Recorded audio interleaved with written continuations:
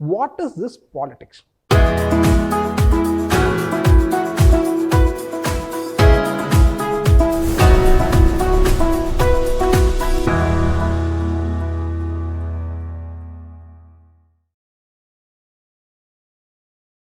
Welcome to PSIR online Tamil.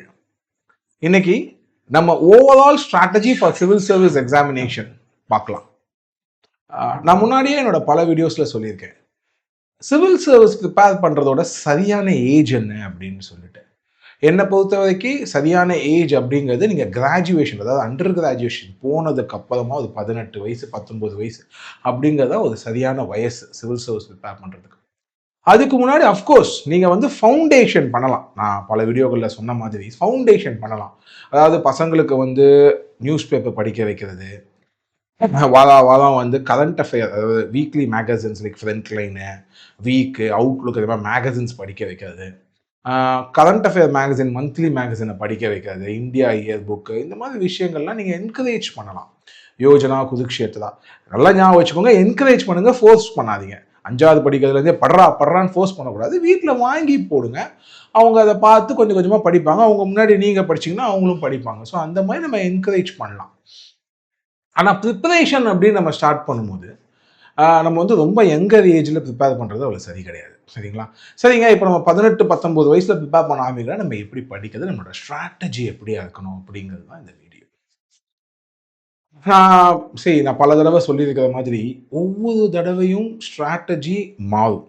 Okay, அதே மாதிரி ஆளுக்கு ஆள் மாறும். என்ன மாதிரி நீங்கள் படிக்க முடியாது, உங்களை மாதிரி நான் படிக்க முடியாது. நமக்கு என்ன தேவையோ அதுக்கு எதுவுமே யூபிஎஸ்சியோட நம்ம ஸ்ட்ராட்டஜி சேஞ்ச் பண்ணி நம்ம இது பண்ணணும். பட் அதுக்கு ஒரு சயின்டிஃபிக் டெக்னிக் இதுக்கு ஒரு அப்ளை பண்ணணும். there are certain rules. முதல்ல நம்ம படிக்க ஆரம்பிக்கும் போது சில ரூல்ஸை நம்ம கண்டிப்பாக ஃபாலோ பண்ணணும். ஓகேங்களா? என்ன மாதிரி ரூல்ஸை நம்ம ஃபாலோ பண்ணணும் அப்படின்னு சொன்னால், நீங்கள் முதல்ல சிவில் சர்வீஸ் ப்ரிப்பேர் பண்ண வரீங்க அப்படின்னு நீங்கள் முடிவு பண்ணிட்டீங்க அப்படின்னாலே, உங்களோட முதல் ப்ரிலிமினரி எக்ஸாம் கொடுக்கறதுக்கு முன்னாடி மினிமம் 2 வருஷம் நான் ப்ரிப்பேர் பண்ணுவேன் அப்படிங்கிறத வந்து நீங்கள் வந்து ஃபஸ்ட்டு முடிவு பண்ணிக்கோங்க. நான் சொன்ன மாதிரி நீங்கள் எந்த வயசில் வேணால் வரலாம். சார் சில பேர் சொல்லுவாங்க, சார் நான் 18 வயசுலேயே ஆரம்பிச்சிடுறேன் அப்படிம்பாங்க. அப்போ வந்து 21 வயசு மேலே தான் நீங்கள் எக்ஸாம் கொடுக்க முடியும். அப்போ நடுவில் 3-4 வருஷம் இருக்கும். அட்லீஸ்ட் 2-3 வருஷமாக அது இருக்கும் நீங்கள் வந்து ஃபஸ்ட்டு அட்டெம்ப்ட்டு நீங்கள் ரெடி ஆகிறதுக்கு. ஓகேங்களா? சில பேர் வந்து கிராஜுவேஷன் முடிச்சு தான் படிக்க வருவான். இப்போ கிராஜுவேஷன் முடிச்சு 22 வயசில் படிக்க வருவான். வந்தவொடனே என்ன சொல்லுவான், சார் ஒரு அட்டெம்ப்ட்டில் நான் வந்து கொடுப்பேன், நான் ஒரு அட்டெம்ப்ட்டில் IAS ஆகலைன்னா நான் கிளம்பி போயிடுவேன் அப்படி. அந்த மாதிரிலாம் நம்ம வந்து ப்ரிப்பேர் பண்ண முடியாது. ஸோ என்னை பொறுத்த வரைக்கும் நீங்கள் ப்ரிலிம்ஸ், அதாவது சிவில் சர்வீஸ் எக்ஸாம் ப்ரிப்பேர் பண்ண வரீங்க அப்படின்னாலே முதல்ல ஒரு மைண்ட் செட்டில் வாங்க. ப்ரிலிம்ஸ் எக்ஸாம் கொடுக்கறதுக்கு முன்னாடி ஒரு 2 வருஷம் இன்டென்ஸ் ப்ரிப்பரேஷன், ஓகேங்களா, தீவிரமான ப்ரிப்பரேஷன் பண்ணுவேன். ஓகே, சிவில் சர்வீஸ் எக்ஸாமுக்காக மட்டுமே படிப்பேன், முதல் 2 வருஷத்துக்கு அப்புறம் தான் நான் ப்ரிலிம்ஸே கொடுப்பேன் அப்படிங்கிற மாதிரி ஒரு முடிவுக்கு வாங்க. ஓகே, இந்த மாதிரி நீங்கள் ஒரு முடிவுக்கு வந்தீங்க அப்படின்னு சொன்னாதான் இது வந்து என்ன சொல்றதுன்னா, கரெக்டாக நீங்கள் ப்ரிலிம்ஸ் கிளியர் பண்ணலாம். அப்புறமா உங்களுக்கே தெரியும், மே மாதம் ப்ரிலிம்ஸ் வரும், அதுக்கப்புறமா ஆகஸ்ட் செப்டம்பர் அந்த டைமில் வந்து மெயின்ஸ் வந்துடும், அதுக்கப்புறமா இன்டர்வியூ நடந்து இன்டர்வியூ ரிசல்ட்டே மார்ச் மாதம் போட்டுருவோம். ஓகேங்களா? இதுதான் சைக்கிள் நமக்கு.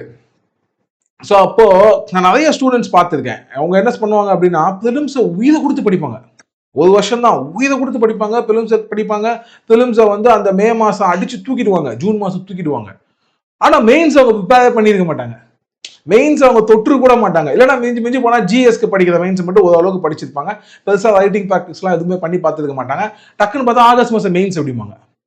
உடனே ஆப்ஷனல் எடு, அது அந்த வருஷம் ப்ரிலிம்ஸ் கிளியர் பண்ணி அந்த வருஷம் மெயின்ஸ் சரியாக எழுத முடியாமல் மெயின்ஸில் ஃபெயில் ஆகி அதுக்கப்புறமா ஒரு மாதம் அவன் பிரேக் மாதிரி எடுத்து மறுபடியும் ப்ரிலிம்ஸ் எழுதுவான். அடுத்த வருஷம் அவன் ப்ரிலிம்ஸ் கிளியர் பண்ணுவானா, சம்டைம்ஸ் பண்ணாமல் போன ஸ்டூடெண்ட்ஸையும் நான் பார்த்துருக்கேன். புரியுதா? ஸோ இந்த மாதிரி ஒரு ஹிக்கப்ஸ் நம்மளுக்கு வரக்கூடாது.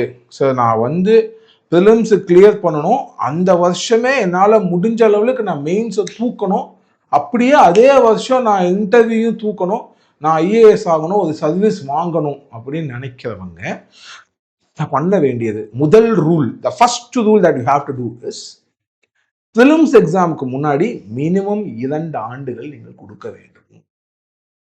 அதை ஞாபகம் வச்சுக்கோங்க, மினிமம் 2 ஆண்டுகள் கொடுக்க வேண்டும். அதுவும் தீவிர ப்ரிப்பரேஷன், இன்டென்ஸ் ப்ரிப்பரேஷன் நீங்க கொடுக்கணும். ஓகேங்களா? அப்படி நீங்க கொடுத்தீங்க அந்த அந்த இன்டென்ஸ் ப்ரிப்பரேஷன் டைம்ல வெறும் பிலிம்ஸ்க்காக மட்டும் நீங்க படிக்கக்கூடாது. உங்க ஆப்ஷனல் சப்ஜெக்ட்டுக்காகவும் படிக்கணும், உங்களோட மெயின்ஸுக்கும் படிக்கணும், அதே நேரத்தில் பிலிம்ஸ் சப்ஜெக்டும் படிக்கணும். கடைசி 6 மாதங்கள், அந்த 2 வருஷம் நான் சொல்றேன் இல்லையா, அந்த 2 வருஷத்துக்கு முன்னாடி கடைசி 6 மாதங்கள் மட்டும்தான் தீவிரமான பிலிம்ஸ் ப்ரிப்பரேஷன் இருக்கணும். அது வரைக்கும் மிச்சம் உள்ள 1.5 வருஷம் எல்லாமே ஃபவுண்டேஷன் ப்ரிப்பரேஷன் தான் நமக்கு இருக்கணும். இதுதான் ஃபர்ஸ்ட் ரூல். சரிங்களா? ஞாபகம் வச்சுக்கணும். ரைட் சார், ஏன் சார் இப்படி சொல்றீங்க அப்படின்னா, அப்படி படிச்சாதான் முதல்ல இருந்தே நீங்க பிலிம்ஸ்க்காகவே பிலிம்ஸ் ஓரியன்டட்ல படிச்சுட்டு வந்தீங்க அப்படின்னா, நான் முன்னாடி சொன்ன மாதிரி மெயின்ஸ்ல வந்து அப்படி முட்டுக்கட்ட மாதிரி வந்து நிற்கும். சரிங்களா? நிறைய பேர் தமிழ்நாட்டில இருந்து பண்ணக்கூடிய மிகப்பெரிய பிரச்சனை இதுதான். பிலிம்ஸ் அடிச்சு தூக்கிடுறாங்க. ஆனா மெயின்ஸ் வரும்போது சொதப்பிக்கிறாங்க.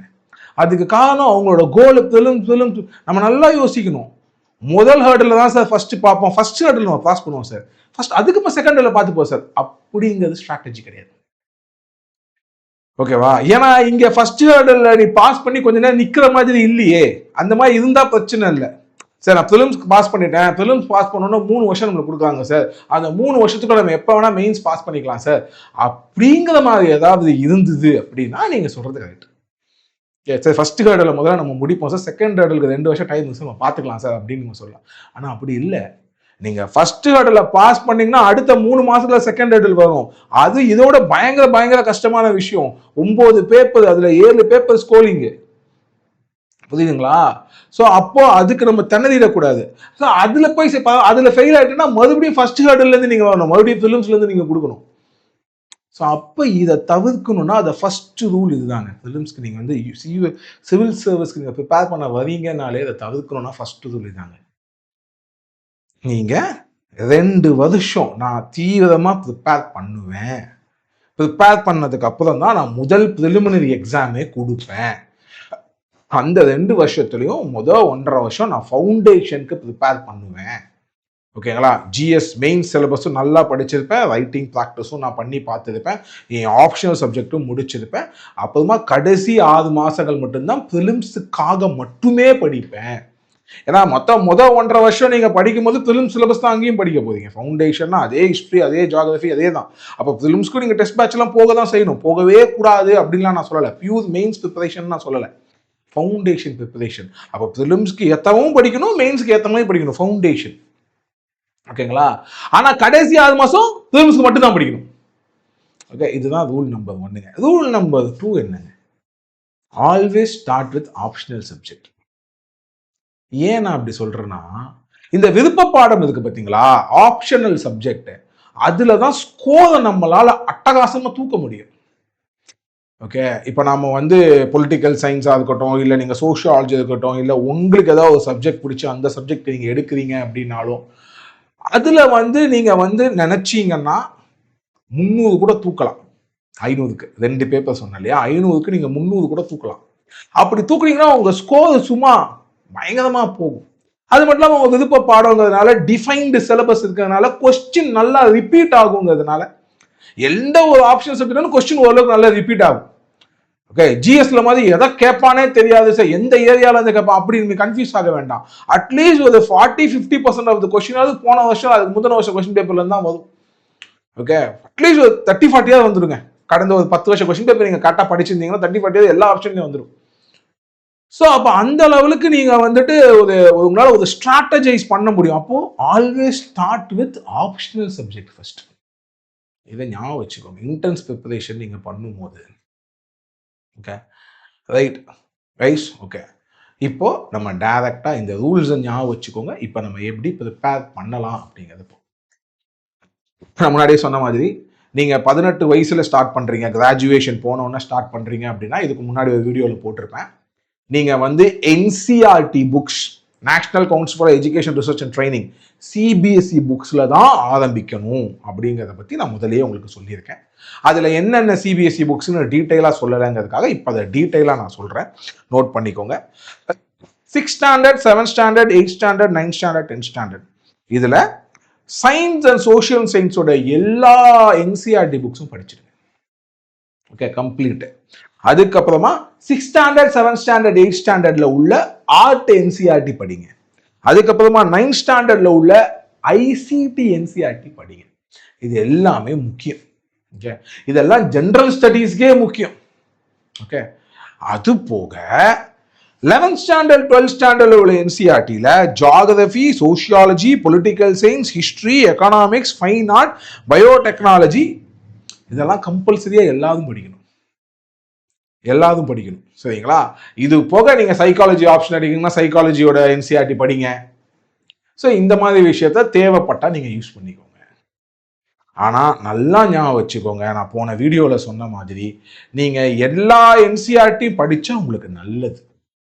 எனக்கு டைம் இருக்கு சார். ஃபார் எக்ஸாம்பிள் 18 வயசுல ஆரம்பிக்கிறேன், கிராஜுவேஷன் ஃபர்ஸ்ட் இயர்ல தான் நான் ஸ்டார்ட் பண்றேன் சார். இன்டென்ஸ் ப்ரிப்பரேஷன் நான் கிராஜுவேஷன் முடிச்ச மாதிரி தான் சார் ஸ்டார்ட் பண்ணுவேன். ஸோ அது வரைக்கும் நான் இன்டென்ஸ் ப்ரிப்பரேஷன் ஸ்டார்ட் பண்ண மாட்டேன், தீவிரமா படிக்க ஆரம்பிக்க மாட்டேன். அப்போ எனக்கு இன்னும் 2-3 வருஷம் டைம் இருக்கு சார். காலேஜ் கரிக்குலம் போக எனக்கு டெய்லி ஒரு அட்லீஸ்ட் 3 hours தான் எனக்கு கிடைக்கும் சார் அப்படின்னு நினைக்கிறவங்க இந்த மாதிரி என்சிஆர்டி புக்கை படிக்க ஆரம்பிங்க. ஓகே, நான் முன்னாடியே சொன்ன மாதிரி நியூஸ் பேப்பர் கண்டிப்பா படிக்கணும். அதுக்கப்புறமா ஒரு வீக்லி மேகசின், அதாவது ஃபோர்ட்நைட்லி மேகசின், எய்தர் ஃப்ரண்ட் லைன் ஒரு வீக் அவுட்லுக் படிக்கணும். அதுக்கப்புறம் மந்த்லி கரண்ட் அஃபேர் மேகசின் ஒன்று படிக்கணும். இது போக நீங்கள் இந்தியா யோஜனா மாதம் யோஜனா படிக்கணும், புதுக்ஷேத்திரா படிக்கணும். இது போக India year book, economic survey, RBI website, அதுக்கப்புறமா பிஐபி வெப்சைட், இது எல்லாமே நீங்கள் பார்க்கணும். ஓகேங்களா? இது எல்லாமே 18 வயசுலேருந்து நீங்கள் பண்ண ஆரம்பிக்கணும். ஓகே, என்ன சார் இவ்வளோ கஷ்டம்னா, நான் அன்னைக்கு சொன்னது தான், ஐஏஎஸ் சும்மா கிடையாது. ஓகேவா? நீங்கள் இப்போ ஐஏஎஸ் ஆகணும் அப்படின்னா நீங்கள் இதெல்லாம் பண்ணி தான் ஆகணும். பட் ஆனால் நீங்கள் கிராஜுவேஷன் படிக்கும் போது இதெல்லாம் ஆரம்பிச்சிட்டீங்க அப்படின்னா நீங்கள் ஸ்லோ அண்ட் ஸ்டெடியாக பண்ணலாம். உங்களுக்கு ப்ரெஷர் கிடையாது.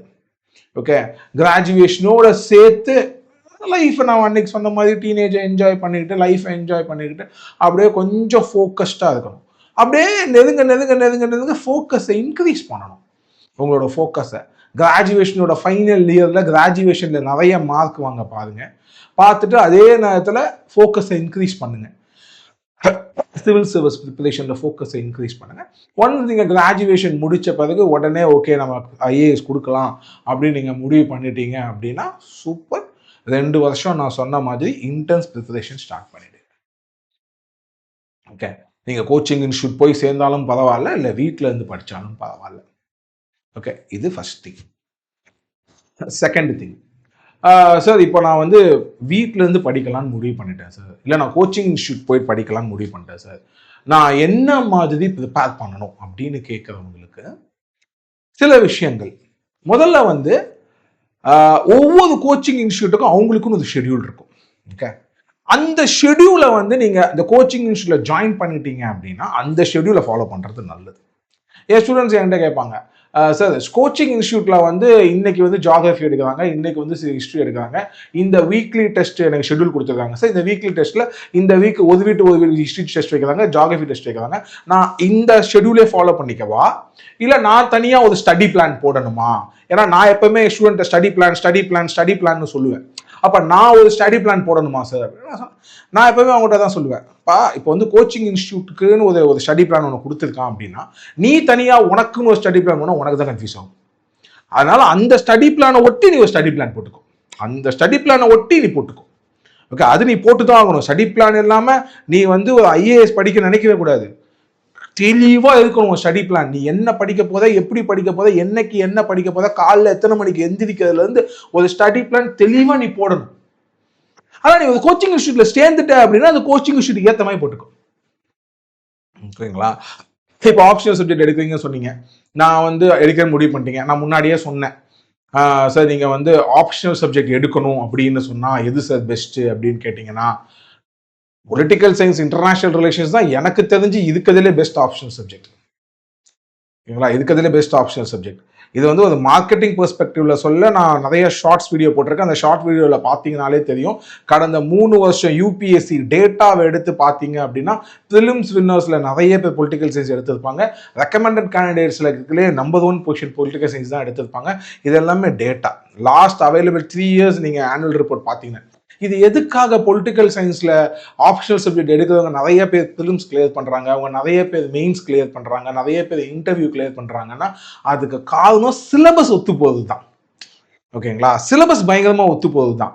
அதனால பொலிட்டிக்கல் சயின்ஸ் வந்து ரொம்ப சேஃப். பட் ஆனால் 2 பேர் மட்டும் பொலிட்டிக்கல் சயின்ஸ் ஆப்ஷன் எடுக்கக்கூடாது. ஓகேங்களா? 2 கேட்டகரி ஆஃப் ஸ்டூடெண்ட்ஸ் மட்டும் பொலிட்டிக்கல் சயின்ஸ் ஆப்ஷன் இருக்கு.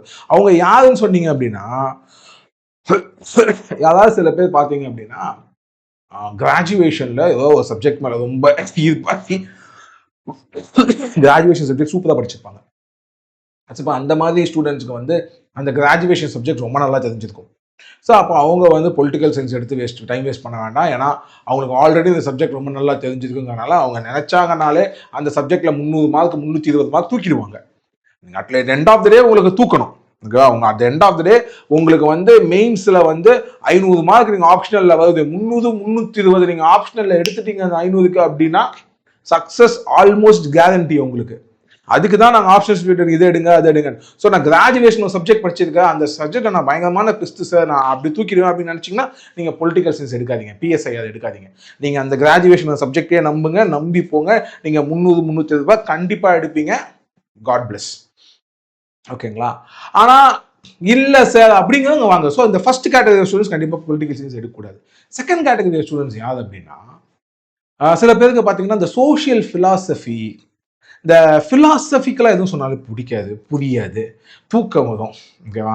கிளாஸ் எடுக்கும் போதே சில பேர் வந்து சார் இந்த ஃபிலாசபி ரொம்ப சொல்லாதீங்க சார், பயங்கரமாக தூக்கம் வருது அப்படிமா. நம்ம இந்த பொலிட்டிக்கல் சயின்ஸ் பொறுத்த வரைக்கும் செக்ஷன், அதாவது பேப்பர் 1ல செக்ஷன் பி ஃபுல்லாக இந்தியன் பாலிட்டி, இந்தியன் நேஷனலிசம், அப்புறமா இந்தியன் பாலிடிக்ஸ் தான். அதெல்லாம் சும்மா ஜாலியாக போகும். அப்படியே ஜிஎஸ் தான், பாதி ஜிஎஸ். ஓகேங்களா? பேப்பர் 2 கிட்டத்தட்ட 80% ஜிஎஸ், கம்பேரிட்டிவ் பாலிடிக்ஸ் 80% ஜிஎஸ். அதுவும் சும்மா ஜாலியாக போயிடும் படிக்கிறது, உங்களுக்கு ஒன்றும் பிரச்சனை கிடையாது. ஆனால் எங்கே உங்களுக்கு பிரச்சனை வரும் அப்படின்னா, இந்த paper 1 section A of political science. Paper 1 section A of political science வந்து கொஞ்சம் பிலாசபிக்கலாக இருக்கும். பிளேட்டோ, அரிஸ்டாட்டில், ஓகேங்களா? இந்த மாதிரி காந்தியும் படிப்போம், ஆனால் காந்தியோட தத்துவத்தை படிப்போம். காந்தி செஞ்ச புரட்சிகளை படிக்க மாட்டோம் அவ்வளோவா. அம்பேத்கர் படிப்போம், ஆனால் அம்பேத்கரோட தத்துவத்தை படிப்போம். புரியுதுங்களா? ஸோ இந்த மாதிரி கார்ல் மார்க்ஸ், இந்த மாதிரி நிறைய தத்துவங்கள் வரும்போது சில பேரால அது கொஞ்சம் கஷ்டப்படுவாங்க. ஓகேங்களா? அதனால நம்ம நெகட்டிவ்ஸும் சொல்லிடணும்.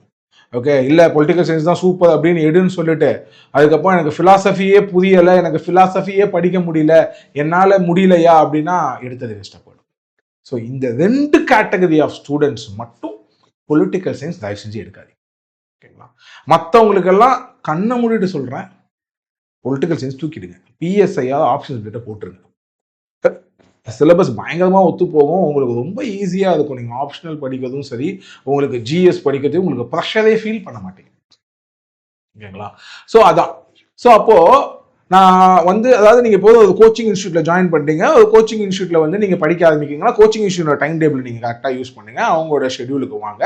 ஆப்ஷனல் சப்ஜெக்ட் நீங்கள் சூஸ் பண்ணும்போது நான் சொன்ன லாஜிக்கை யூஸ் பண்ணி முடிஞ்சால் பிஎஸ்ஐயாக சூஸ் பண்ணுங்க, இல்லைனா அதை சூஸ் பண்ணிவிடுங்க. ஓகேங்களா? எது தேவையோ அதை சூஸ் பண்ணிக்கோங்க. உங்களோட பிஎஸ்ஐ அந்த கேட்டகரியில் நான் இருக்கேன், என்னால் பிஎஸ்ஐ எடுக்க முடியாது அப்படின்னு நினச்சிங்கன்னா நீங்கள் அதை சூஸ் பண்ணிக்கோங்க. சரிங்களா? அப்போ அந்த ஷெடியூலை போட்டு you start working. Rule number 2 அப்போ சொன்ன ஞாபகம் இருக்கா? வீடியோ ஸ்டார்ட் ஆகும்போது சொன்ன ஞாபகம் இருக்கா? Start with optional subject first. ஓகேங்களா? அதோட சேர்த்து நியூஸ் பேப்பர் படிக்கிறது, என்சிஆர்டி படிக்கிறது, சைமல்டேனியஸாக அப்படி அப்படி வச்சுக்கோங்க. ஆப்ஷனல் சப்ஜெக்ட் இன்டென்ஸாக ப்ரிப்பேர் பண்ணிட்டு அதுக்கப்புறம் அப்படியே ஜிஎஸ்குள்ள நீங்கள் நுழையணும். இப்படிப்பட்ட ஒரு கோச்சிங் இன்ஸ்டியூட்டை ஒட்டி ஒரு ஸ்டடி பிளான் போட்டு நீங்கள் போகலாம். இல்லை சார், நான் கோச்சிங் இன்ஸ்டியூட்டே சேர போகுது இல்லை. ஏன் ஃபார் எக்ஸாம்பிள் பொலிட்டிக்கல் சயின்ஸ் படிக்கிறீங்கன்னா உங்களுக்கு வந்து நாங்கள் பிஎஸ்ஐ ஆன்லைனில் ரெக்கார்டட் வீடியோஸ் எங்கள் ஆப்பில் இருக்குது. ஸோ நீங்கள் வந்து எங்களோட ஆப்பை நீங்கள் டவுன்லோட் பண்ணிக்கலாம். ரெக்கார்டட் வீடியோஸ் இப்போதைக்கு இமீடியட்டாக கிராஷ் கோர்ஸ் நாங்கள் அப்லோட் பண்ணுறோம். அதுக்கப்புறமா ஃபுல் கோர்ஸ் அப்லோட் பண்ணுவோம். கிராஷ் கோர்ஸில் பார்த்தீங்கன்னா 100 ஹவர்ஸில் இந்த total political science subject with crash materials, குறிப்பாக இந்த வருஷம் மெயின்ஸ் பசங்களை டார்கெட் பண்ணி நாங்கள் அதை கொடுக்கோம். அதுக்கப்புறமா இன்னும் 2 வருஷம் கழிச்சு எழுத போகிறவங்களுக்கு, 1 வருஷம் கழிச்சு 2 வருஷம் கழிச்சு எழுத போகிறவங்களுக்கு நாங்கள் வந்து ஃபுல் கோர்ஸ் ஒரு 300-350 ஹவர் பொலிட்டிக்கல் சயின்ஸை டீட்டெயிலாக எடுத்து அதுக்கு டீட்டெயில்டு மெட்டீரியல் போட்டு அதை நாங்கள் எங்கள் இதில் அப்லோட் பண்ணோம். அது கொஞ்சம் நாள் ஆகும், இப்படி ஒரு 2 months ஆகிடும். அதுக்கு அதை நாங்கள் ஆப்பில் அப்லோட் பண்ணிவிடுவோம். ஸோ நீங்கள் எங்கள் ஆப்பில் சப்ஸ்கிரைப் பண்ணிக்கலாம். எங்கள் ஆப்பில் சப்ஸ்கிரைப் பண்ணிவிட்டு நீங்கள் உங்கள் டைமில் நீங்கள் அழகாக அந்த வீடியோ பார்த்து பொலிட்டிக்கல் சயின்ஸ் ப்ரிப்பேர் பண்ணிக்கலாம். வீட்டிலேருந்து அழகாக ப்ரிப்பேர் பண்ணிக்கலாம். ஓகேங்களா? ஸோ அந்த மாதிரி நீங்கள் முதல்ல ஆப்ஷனல் சப்ஜெக்ட் ப்ரிப்பேர் பண்ண ஆரம்பிச்சிடணும். ஓகே, இல்லை சார் நான் செல்ஃப் ஸ்டடி பண்ணுறேன், but at the same time நான் கோச்சிங் இன்ஸ்டியூட் போவேன்னா ஆஸ் ஆஃப் நோ நாம் வந்து இது கொடுக்கல. ரைட்டுங்களா? ஸோ ஆனால் ஜிஎஸ் நாங்கள் இப்போ எங்கள் அகாடமியை பொறுத்த வரைக்கும் ஜிஎஸ் வந்து GS2 அண்ட் எத்திக்ஸ் மட்டும் தான் நம்ம பண்ணுறோம். அதுவும் only recorded videos, no live classes. So அப்போ அந்த மாதிரி ஸ்டூடெண்ட்ஸ்க்கு நம்ம எப்படி ஷெட்யூல் போடுறது? நான் செல்ஃப் ஸ்டடி பண்ண போகிறேன் அப்படின்னு நம்ம எப்படி ஷெட்யூல் பண்ணுறோம்? ஸோ இப்போ நம்ம என்ன பார்க்க போதும் அப்படின்னா, ஒரு காம்ப்ரஹென்சிவ் பிளான், ஒரு 13 ஸ்டெப்ஸாக பிரிச்சிருக்கேன். 13 ஸ்டெப்ஸாக பிரிச்சிருக்கேன். Step 1, step 2, step 3, step 4 to step 13. நீங்க எப்படி உங்களோட இந்த சிவில் சர்வீஸ் ப்ரிப்பரேஷனை அணுகணும் அப்படின்னு ஒரு 13 ஸ்டெப்ஸா பிடிச்சிருக்கேன். இப்போ போலாமா?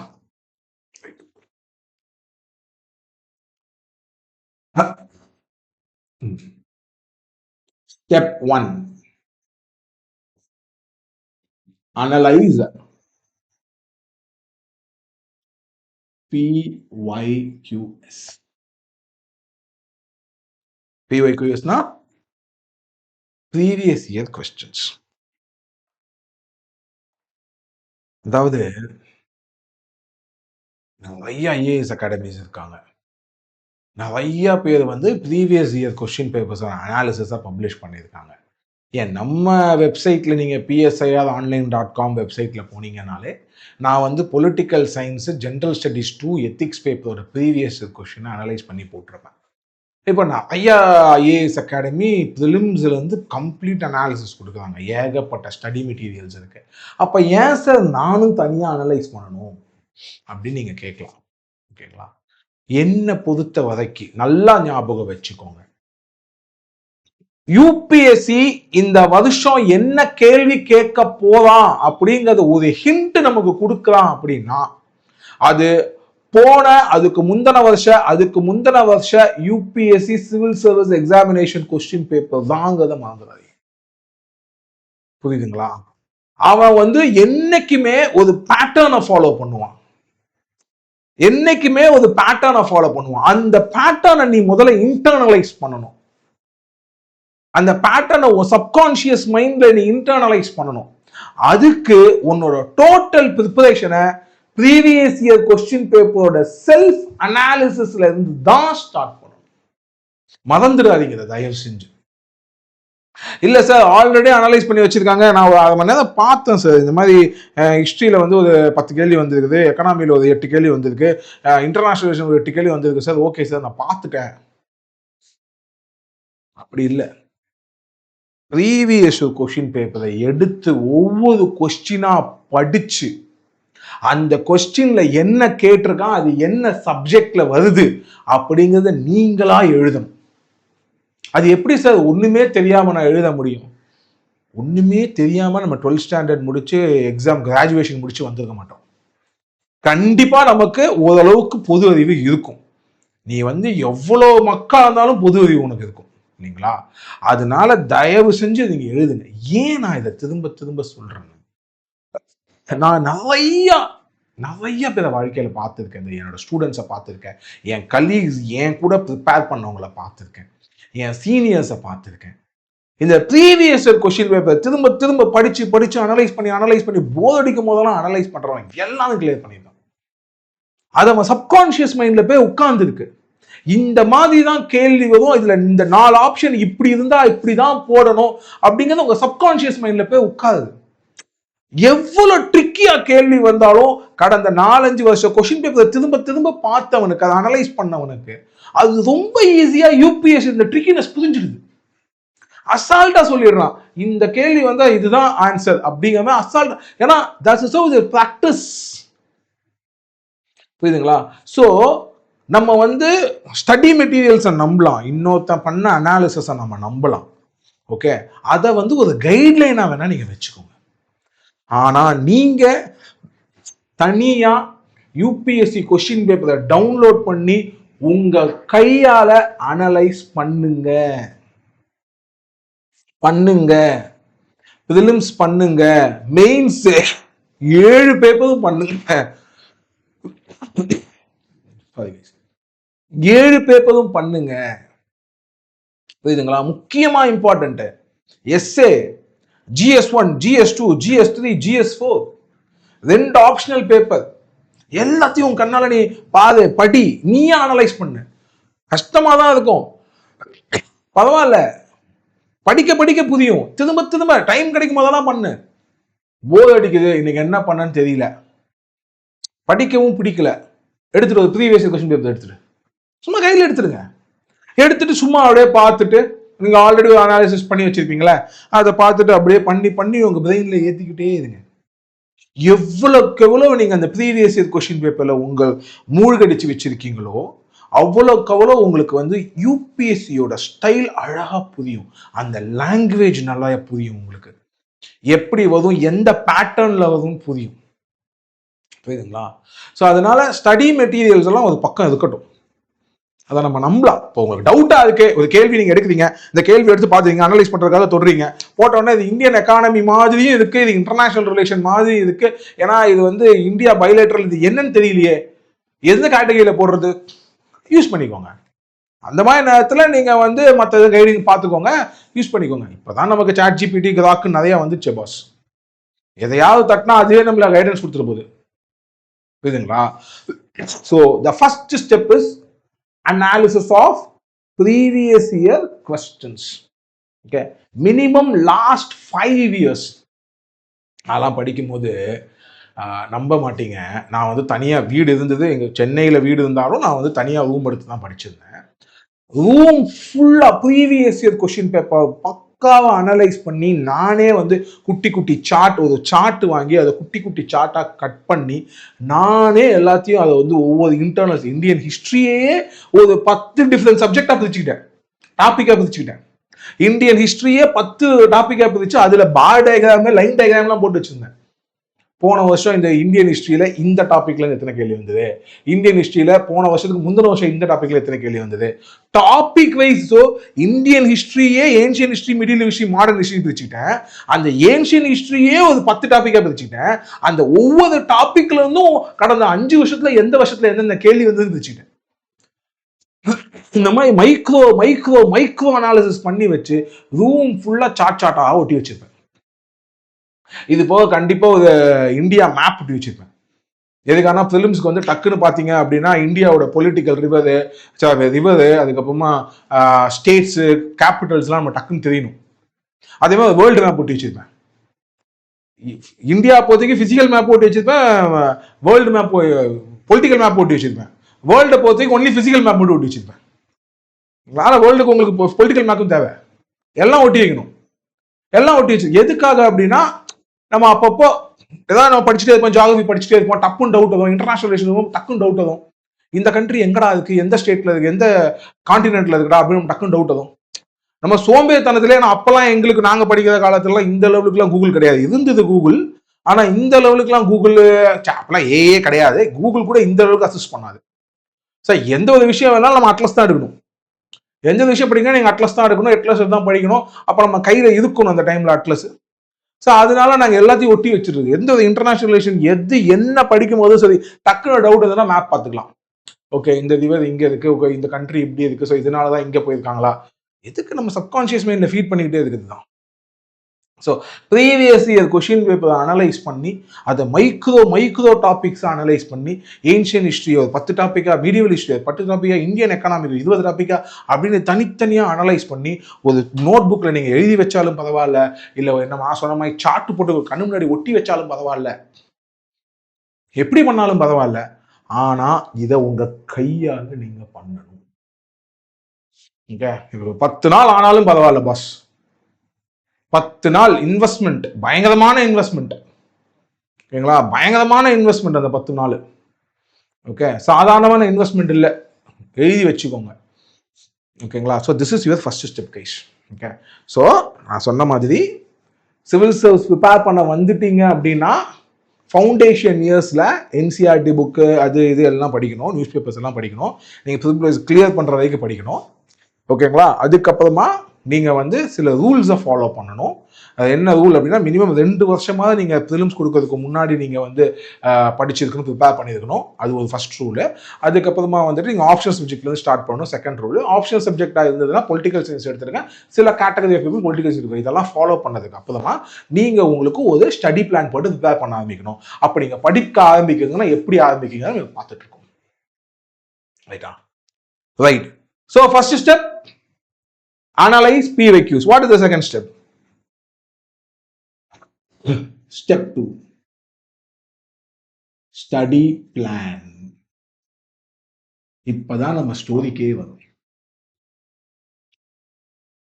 கம்பல்சரியா ஸ்டடி பிளான் டிவைஸ் பண்ணணும். அந்த வீடியோ ஸ்டார்ட் பண்ணும்போது சொன்னேன், எவ்ரி இண்டிவிஜுவல் ஆர் டிஃபரெண்ட். ஓகேங்களா? ஸோ ஒரு காமன் ஸ்டடி பிளான் நான் போட்டு என் வெப்சைட்ல போட்டு வைக்க முடியாது என்னால். ஓகேங்களா? உங்களுக்கு ஒரு ஸ்ட்ரென்த் இருக்கும், உங்களுக்கு ஒரு வீக்னஸ் இருக்கும். நீங்க ஒரு டைப்பா படிக்கணும்னு நினைப்பீங்க, வேற ஒரு டைப்பா படிங்க. ஃபார் எக்ஸாம்பிள், இப்ப நான்லாம் வந்து லேட் நைட் பயங்கரமா படிப்பேன். ஃபுல்லா லேட் நைட் படிச்சுட்டு அடுத்த நாள் காலைல 6 மணி 7 மணி 8 மணி பல நாட்கள்ல 10 மணி தூங்கிருக்கேன். ஏன்னா எனக்கு அவலம் இருக்கக்கூடாது, சத்தம் இருக்கக்கூடாது. ஸோ அந்த மாதிரி ஒரு டைப். ஆனா சில பேர் பாத்தீங்கன்னா கரெக்டா நைட் 9 மணி 10 மணி தூங்கிடுவாங்க, காலைல 5 மணிக்கு எழுந்துருவாங்க. ஷார்ப்பா விடிய காலைல உட்காந்து படிப்பாங்க. ஸோ ஒவ்வொருத்தருக்கும் ஒரு டைப் இருக்கும். ஸோ காமன் ஸ்டடி பிளான் நம்ம போட முடியாது. ஓகேங்களா? ஸோ அப்போ அதே மாதிரி ஒவ்வொருத்தருக்கு, ஃபார் எக்ஸாம்பிள், இப்போ சில பேர்லாம் எடுத்துக்கிட்டீங்க அப்படின்னா, காலையில் ஒரு சப்ஜெக்ட் படிப்பான், நைட் ஒரு சப்ஜெக்ட் படிப்பான். காலையில் ஒரு சப்ஜெக்ட் படிப்பான், நைட் ஒரு சப்ஜெக்ட் படிப்பான். இப்போ நான்லாம் பார்த்தீங்கன்னா ஐ எம் வெரி கம்ஃபர்டபுள் 15 நாள் இல்லை 20 நாள் ஒரு சப்ஜெக்ட் படிக்கிறது நான் ரொம்ப கம்ஃபர்டபுள். இப்போ என்னெல்லாம் பார்த்தீங்கன்னா ஹிஸ்ட்ரி எடுத்தீங்கன்னா நான் ஹிஸ்ட்ரியை முடிக்காம அடுத்த சப்ஜெக்ட் போக எனக்கு பிடிக்காது. ஏன்ஷியன் ஹிஸ்ட்ரி முடிக்காம அடுத்த சப்ஜெக்ட் போக மாட்டேன் நான். என்னோட தியரி என்னன்னா, மைண்ட் பாடி ஒரு சப்ஜெக்ட்ல போகணும். 20 புக், ஏன்னா அப்ப நான் சொன்ன மாதிரி எல்லாம் கிடையாது. படிக்கணும்னா 20 புக் நான் ஃபர்ஸ்ட் எல்லா புக்கையும் கலெக்ட் பண்ணி வச்சிருவேன். இந்த மாசம் நான் வந்து இந்தியன் ஹிஸ்ட்ரி படிக்க போறேன், இந்தியன் எக்கானமி படிக்க போறேன், என் ஃப்ரெண்ட்ஸ் அவன் எல்லாத்தையும் கடன் வாங்கி வச்சிருவேன். நானும் புக்கு கொஞ்சம் வாங்கி வச்சிருவேன். அந்த அகாடமி நோட்ஸ், இந்த அகாடமி எல்லாத்தையும் டவுன்லோட் பண்ணி என்னென்ன பண்ணுமோ எல்லாத்தையும் பண்ணி வச்சிருக்கேன். பிரிண்ட் போட்டு எல்லாம் பண்ணி வச்சிருவேன். நான் பண்ணி வச்சுட்டு ஒரு மாசம் உயிரை கொடுத்து அதை படிப்பேன். படிச்சு அதில் நோட்ஸ் பண்ணி வைப்பேன். நோட்ஸ் எப்படி இருக்குன்னு தனியாக சொல்றேன். அடுத்த ஸ்டெப் அது. ஓகேங்களா? படிப்பேன். எனக்கு அப்படி படிச்சாலும் பிடிக்கும். ஆனால் சில பேர் அப்படி இல்லை. என் ஃப்ரெண்ட்ஸே சில பேர் இருக்காங்க. ஓகே, அவங்களும் எப்படி பார்த்தீங்க அப்படின்னா, அவங்களுக்கு வந்து கண்டினியூஸ் சப்ஜெக்ட் படி போடிக்கும். அவங்க என்ன பண்ணுவாங்கன்னா, காலையில் ஒரு சப்ஜெக்ட், நைட் ஒரு சப்ஜெக்ட், மத்தியானம் ஒரு சப்ஜெக்ட், முடிஞ்ச அளவுக்கு 3 சப்ஜெக்ட் இல்லை 2 சப்ஜெக்ட், அந்த மாதிரி அவங்க வந்து சாண்ட்விச் பண்ணிப்பாங்க. ஏன்டான்னு கேட்டால் அவனுக்கு என்ன சொல்லுவானுங்கன்னா, போர் அடிக்குது பாஸ் அப்படிம்பாங்க. ஒரே சப்ஜெக்ட் எப்படி பாஸ் படிச்சுட்டு இருக்கிறீங்க, காலையிலேருந்து நைட் வரைக்கு போர் அடிக்காதா அப்படிம்பாங்க. So every one is individual is different. ஓகேங்களா? அப்போ ஸ்டடி பிளான் நீங்க போடும் போது இதெல்லாம், so 2 type of study plan தான் நான் சொன்ன மாதிரி தான். ஒன்று, நீங்க ஸ்டடி பிளான் போடும்போதே காலைல சப்ஜெக்ட் மத்தியானம் சப்ஜெக்ட் பார்த்து போடணும். இல்லையா 15 நாள் சப்ஜெக்ட் 20 நாள் சப்ஜெக்ட், உங்களுக்கு எது உங்களுக்கு சூட் ஆகும் தெரிஞ்சுட்டு போடுங்க. இல்லை சார் எனக்கு இப்போ தெரியல சார், எது எனக்கு சூட் ஆகும்னு எனக்கு தெரியல சார் அப்படின்னா 2மே ட்ரை பண்ணி பாருங்க முதல்ல. ஓகேங்களா? 2மே ட்ரை பண்ணி உங்க எஃபிஷியன்சி என்னன்னு முதல்ல பாருங்க. எப்படி உங்க எஃபிஷியன்சி எதுல நல்லா இருக்குன்னு பாருங்க.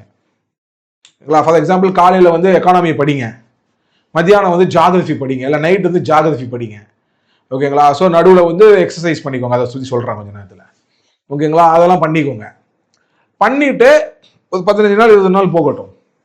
அதுக்கப்புறமா நீங்களே ஒரு டெஸ்ட் மாதிரி எடுத்து பாருங்க, எப்படி நீங்க படிச்சிருக்கீங்க, உங்களுக்கு மண்டையில ஏறுதா புரியுதா அப்படின்னு பாருங்க. இது நல்லா போகுது, என்னால் அது புரிஞ்சுக்க முடியுது அப்படின்னு நீங்க நினைச்சீங்கன்னா கண்டினியூ வித் தட். இல்ல சார் என்னால் அது முடியல அப்படின்னா தென் என் மெத்தடுக்கு போயிடுங்க. எனக்கு ஒரு குஷன் இருந்தது. என்ன மாதிரி ஒரு குஷன் இருந்ததுன்னா, நான் எந்த ஐஏஎஸ் அகாடமியும் பெருசாக படிக்கல. எல்லாத்துலேயுமே மிஞ்சி போனால் 1 month 2 month அவ்வளோதான். பெருசாக நான் வந்து பெரிய இந்த ரொம்ப நாள் படிக்கல. ஸோ அதனால வந்துட்டு மை கேம் மை ரூல்ஸ் அப்படிங்கிற மாதிரி இருந்தது. ஸோ எனக்கு ஏற்ற மாதிரி நான் படித்தேன். நானும் கண்டினியூஸாக ஃபிலிம்ஸ் கிளியர் பண்ணேன், மெயின்ஸ் கிளியர் பண்ணேன், இன்டர்வியூ போயிருக்கேன். ஸோ அதனால எனக்கு அது சூட் ஆச்சு. ஆனால் நீங்கள் ஐஏஎஸ் அகாடமியில் படிக்கிறீங்கும் போது மேபி அது உங்களுக்கு சூட் ஆகாமல் போகலாம். ஏன்னா most of the IAS academies வந்து அவங்க ஃபேக்கல்ட்டிஸை இது பண்ணுறதுக்காக என்ன பண்ணுவாங்கன்னா, காலையில் வந்து ஜியாகிரஃபி எடுப்பாங்க, மத்தியானம் வந்து இது எடுப்பாங்க. ஜென்ரலாக நான் ஒரு மிகப்பெரிய ஃபேன் கிடையாது. என்னை பொறுத்த வரைக்கும் உங்களுக்கு ஒரு சப்ஜெக்ட் புரியணும்னா ஒரு சப்ஜெக்டை படிச்சு முடிச்சுட்டு அது சப்ஜெக்ட் போகணும், அப்படிதான் நான் நினைப்பேன். ஆனால் ஐஏஎஸ் அகாடமிஸ் இப்படி பண்ணுறது இல்லை. ப்ராக்டிக்கலாக அவங்க அப்படி பண்ண முடியாது. என்னக்காக அவங்க ப்ராக்டிக்கலாக அவங்களுக்கு பண்ண முடியாதுன்னா, ஃபேக்கல்ட்டியோட டைமிங் உங்களுக்கு கிடைக்காது. ஒரே நேரத்தில் ஜியாகிரஃபியை முடிச்சுட்டு போகணும்னா அந்த ஃபேக்கல்ட்டிக்கு டைமிங் கிடைக்காது. ஸோ அதனால வந்து காலைல சப்ஜெக்ட் மத்தியானம் சப்ஜெக்ட் எல்லா ஐஏஎஸ் அகாடமிஸும் அப்படி தான் எடுக்கிறாங்க. ஸோ அதனால தப்பு இல்லை. ஸோ நீங்கள் அதுக்கு ட்ரெயின் ஆகிட்டேன் அப்படி நான் ட்ரெயின் ஆகிட்டேன் சார், அந்த ஷெடியூல் நான் ஃபாலோ பண்ணுறேன்னா no problem in that. But other method is also there. அதை நான் உங்களுக்கு சொல்கிறேன். அது ஒரு சூப்பர் மெத்தட். ஓகே, நீங்கள் செல்ஃப் ஸ்டடி பண்ணுறீங்கன்னா இட்ஸ் சூப்பர் மெத்தட். ஓகேங்களா? ஸோ இதெல்லாம் வச்சு தான் நீங்கள் ஸ்டடி பிளான் போடணும். So every individual is different. Okay, ஆனால் ஸ்டடி பிளான்ல கண்டிப்பாக ஒன்று இருக்கணும் சார். என்ன? டைமிங். சரி சார், எவ்வளோ டைம் கொடுக்கலாம்? அடுத்த கேள்வி. எல்லா ஸ்டூடெண்ட்ஸும் என்கிட்ட எப்பவுமே வந்து கேட்கறது தான். ஸ்டடி பிளான் போடணுங்கிறீங்க, டெய்லி பிளான் போடணுங்கிறீங்க, ரைட்டு. ஒரு நாளைக்கு எத்தனை மணி சார் படிக்கணும் அப்படின்னு கேட்பாங்க. இது வந்து நான் கிராஜுவேஷன்ல எடுக்கும் போதே பசங்க என்கிட்ட ஐஏஎஸ் ஆஸ்பிரன்ஸ் வந்து கேட்பாங்க, சார் ஒரு நாளைக்கு நாங்கள் எத்தனை மணி நேரம் சார் படிக்கணும், நாளைக்கு எத்தனை மணி நேரம் சார் படிக்கணும் அப்படின்னு. நான் எப்பவுமே சொல்லுவேன், சம்திங் கால்ட் 14-10 ரூல். 10 மணி நேரம் உனக்கு, 14 மணி நேரம் யூபிஎஸ்சிக்கு நீ கொடுத்துடணும். 10 மணி நேரம் உனக்கு, 14 மணி நேரம் யூபிஎஸ்சிக்கு. 10 மணி நேரத்துல நீ தூங்குறது, எழுந்திருக்கிறது, சாப்பிடுறது, பல்லு விளக்குறதுல இருந்து எல்லாம் அந்த 10 மணி நேரம் தான். அப்பா அம்மா கூட விளையாடுறதுல இருந்து எல்லாம் 10 மணி நேரம் தான். ஓகேங்களா? மிச்ச 14 மணி நேரம் UPSC preparation. Okay, UPSC preparation இப்படிதான் என் டைம் ஒதுக்கணும். ஓகே, அந்த 14 மணி நேரத்துல நீ ஆப்ஷனல் சப்ஜெக்ட்ல இருந்தா ஸ்டார்ட் பண்ணணும்னு சொன்னேன். அப்ப ஆப்ஷனல் சப்ஜெக்ட் ஃபர்ஸ்ட் 4 ஹவர்ஸ் போட்டுக்கோ, டெய்லி 4 ஹவர்ஸ் போட்டுக்கோ. முதல்ல எடுத்த உடனே ஆப்ஷனல் சப்ஜெக்ட் 10 ஹவர்ஸ் படி. ஆப்ஷனல் சப்ஜெக்ட் பிடிச்ச உடனே 4-10 ஆக்கிடு. ஆப்ஷனல் சப்ஜெக்ட் டெய்லி கொஞ்சமாவது படிக்கணும். நீங்க பிஎஸ்ஐ எல்லாம் ஆப்ஷனல் சப்ஜெக்ட் எடுத்தீங்கன்னா உங்களுக்கு பிரச்சனையே கிடையாது. டெய்லி 4 ஹவர்ஸ் நீங்க பிஎஸ்ஐ அதை படிச்சா கூட உங்களுக்கு அதனால ஒரு தப்பு கிடையாது. ஏன் தப்பு கிடையாதுன்னா அப்படியே ஜிஎஸ் சிலபஸ் எல்லாமே, except for the section A as I told you. ஓகேங்களா? செக்ஷன் ஏ கொஞ்சம் கம்பேரிட்டிவ் பாலிடிக்ஸ் தவிர மிச்சம் எல்லாமே ஜிஎஸ் சிலபஸ். உங்களுக்கு ஜாலியா இருக்கும், உங்களுக்கு அது படிக்கிறதுக்கும். 4 ஹவர்ஸ் நீங்க டெய்லி பிஎஸ்ஐ படிச்சா கூட உங்களுக்கு ஜாலியா இருக்கும். ஆனா ஆப்ஷனல் சப்ஜெக்ட் எப்பவுமே கொஞ்சம் கான்சென்ட்ரேட் பண்ணிக்கோங்க. ஸோ இதுதான் ஜென்ரல் ரூல் கைஸ். இதுக்குள்ள 1 hour நீ ஒதுக்கணும். இந்த 14-10 ரூல் சொன்னல, 24 hours, இதுக்குள்ள 1 hour ஒதுக்கணும். எதுக்கு 1 hour ஒதுக்கணும்? உங்களோட பிசிக்கல் ஃபிட்னஸ் ரொம்ப ரொம்ப முக்கியம். ரொம்ப ரொம்ப முக்கியம். நீங்க சிவில் சர்வீஸ் ப்ரிப்பரேஷன் ஸ்டார்ட் பண்ண நாள்ல இருந்து நீங்க உங்க ரிசல்ட் வந்து ஐஏஎஸ் இல்ல ஐபிஎஸ் இல்ல நீங்க ஆசைப்படுற அந்த சர்வீஸ் உங்களுக்கு கிடைக்கிற வரைக்கும் தினம் 1 மணி நேரம் எக்ஸசைஸ் கம் மெடிடேஷன் நீங்க பண்ணியே. உங்களோட மைண்டை நீங்க எவ்வளவுக்கு எவ்வளவு காமா வைக்கிறீங்களோ அவ்வளவுக்கு அவ்வளவுதான் உங்களால எக்ஸாம் நல்லா கொடுக்க முடியும். நிறைய பேர் பார்த்துருக்கேன். என்னோட 15 years ஆஃப் எக்ஸ்பீரியன்ஸ், கோச்சிங் எக்ஸ்பீரியன்ஸே 15 years. அதுக்கு முன்னாடி சிவில் சர்வீஸ் ப்ரிப்பரேஷன் இயர்ஸ். என்னோட எக்ஸ்பீரியன்ஸ்ல நான் பார்த்தது என்னன்னா, பெரிய பெரிய திறமைசாலிகள், அதாவது இவனை மாதிரி ஒரு விஷயத்த காம்ப்ரஹெண்ட் பண்ணவே முடியாது, அதி புத்திசாலி அப்படின்னு சொன்னவங்க எல்லாம் ஸ்ட்ரெஸ்ல விழுந்திருக்காங்க, கொலாப்ஸ் ஆயிருக்காங்க எக்ஸாமுக்கு முன்னாடி. எல்லாம் ஷாக் ஆவேன், என்ன பாஸ் அப்படின்னு. ஆனா கொலாப்ஸ் ஆயிருக்காங்க. The reason being அவங்களால அந்த ஸ்ட்ரெஸ்ஸை மேனேஜ் பண்ண முடியல. உடம்பு எவ்வளோக்கு எவ்வளோ ஃபிட்டா இருக்கோ அவ்வளோக்கு எவ்வளோ மனசு ஃபிட்டா இருக்கும். ஸோ ரெண்டும் டயலெக்டிக்கலி ரிலேட்டட். அப்படின்னால நீங்க உங்க உடம்புக்கு எக்ஸசைஸ்க்கும் உங்களோட ஸ்ட்ரெஸ் மேனேஜ்மெண்ட்டுக்கும் நீங்க எவ்வளோக்கு எவ்வளோ டெய்லி டைம் ஒதுக்குறீங்களோ அவ்வளோக்கு எவ்வளோ நீங்க மெயின்ஸ் வரும்போது, இன்டர்வியூ வரும்போது காமா இருப்பீங்க. பாடி ஃபிட்டா இருக்கும், உங்க மைண்ட் ரொம்ப காமா இருக்கும். ஓகேங்களா? இது வந்து ரொம்ப ரொம்ப முக்கியம் கைஸ். நான் எப்பவுமே சொல்லுவேன், வாழ்க்கையில நம்ம ஒரு ஆள் ஆகணும் அப்படின்னா, நம்ம சாதிக்கணும்னு முடிவு பண்ணிட்டோம்னா, நமக்கு லட்சியம்னு ஒண்ணு இருக்கு அப்படின்னு சொன்னா, நமக்கு முதல்ல வேண்டியது டிசிப்ளின். ஓகேங்களா? நீங்க எதை வேணா காம்ப்ரமைஸ் பண்ணி உங்க லட்சியத்துக்கு போகலாம். ஆனா டிசிப்ளினை காம்ப்ரமைஸ் பண்ணிட்டு நீங்க லட்சியத்துக்கு போகவே முடியாது. தம் அடிக்கூடாது, தண்ணி அடிக்கூடாது, இதுலலாம் நீங்க ரொம்ப டிசிப்ளினா இருக்கும். உங்க உடம்புக்கு ஒத்துக்காத அதை சாப்பிடவே கூடாது. நீங்க அதுக்காக நான் செயின்ட் மாதிரிலாம் வாழ சொல்லலை. இதெல்லாம் ஒரு நார்மல் திங். சார் இல்லை சார், இதெல்லாம் நான் கம்ஃபர்டபுள் இல்லை சார், நான் தம் அடிச்சாதான் கம்ஃபர்ட் சார், அப்போ தண்ணி அடிப்பேன் சார், இல்லைன்னா நான் வந்து நல்லா சாப்பிடுவேன் சார், அப்போதான் நான் கம்ஃபர்ட். யாரு தன்னை அன்கம்ஃபர்டபுள் பொசிஷன்ல அடிக்கடி வச்சு பார்க்கறாங்களோ அவங்களாலதான் மிகப்பெரிய உச்சத்துக்கு போக முடியும். அடிக்கடி நீங்க கேள்விப்பட்டிருப்பீங்க, நிறைய பேர் சொல்லி நீங்க இது கேள்விப்பட்டிருப்பீங்க, put yourself in uncomfortable position. எப்பவுமே கம்ஃபர்ட் ஜோன்ல இருக்காதீங்க. சிவில் சர்வீஸ் பொறுத்த வரைக்கும் ரொம்ப ரொம்ப முக்கியம் கம்ஃபர்ட் ஜோன் விட்டு வெளியே வருது. எக்ஸசைஸ் பண்ணணும், டிசிப்ளின் லைஃப் ரொம்ப முக்கியம். எந்த ஒரு கெட்ட பழக்கமும் இருக்கக்கூடாது. ஃபோக்கஸ். மற்றபடி நீங்க ஃப்ரெண்ட்ஸ் கிட்ட போகலாம், ரிலாக்ஸேஷனுக்காக ஆஃப் அன் ஒரு படம் பார்க்கலாம், அதெல்லாம் தப்பு கிடையாது. ஃப்ரெண்ட்ஸ் கூட சுற்றலாம், அப்பா அம்மா கிட்ட கதை பேசலாம், அதெல்லாம் சொன்னா உங்களுக்கு செயின்ட் மாதிரிலாம் நான் வாழ சொல்லலை. ஆனால் டிசிப்ளினை விட்டுறாதீங்க. Discipline is very important. சரிங்களா? அப்போ இந்த டிசிப்ளின்டு லைஃப் நமக்கு வேணும்னா அதுக்கு mental fitness and physical fitness ரொம்ப முக்கியம். அது இருந்தால் தான் discipline. Okay, as I told you, it's dialectically related. Okay, so அதனால இந்த 14 hours 10 hours உங்களுக்கு, 14 hours யூபிஎஸ்சிக்கு, இதில் ஒரு 1 hour இங்கேருந்து எங்கேருந்து கடன் வாங்கி உங்களோட ஃபிட்னஸ்க்கு வைங்க. நான் எப்பவுமே ஸ்டூடெண்ட்ஸ் கிட்ட சொல்றது என்ன அப்படின்னா, நீங்க தனியா இருக்கீங்க, ரூம் எடுத்து தங்கி இருக்கீங்க அப்படிங்கிற பட்சத்துல உங்களுக்கு ஃபேமிலி கூட ரொம்ப ஸ்பெண்ட் பண்ண வேண்டியது இருக்காது.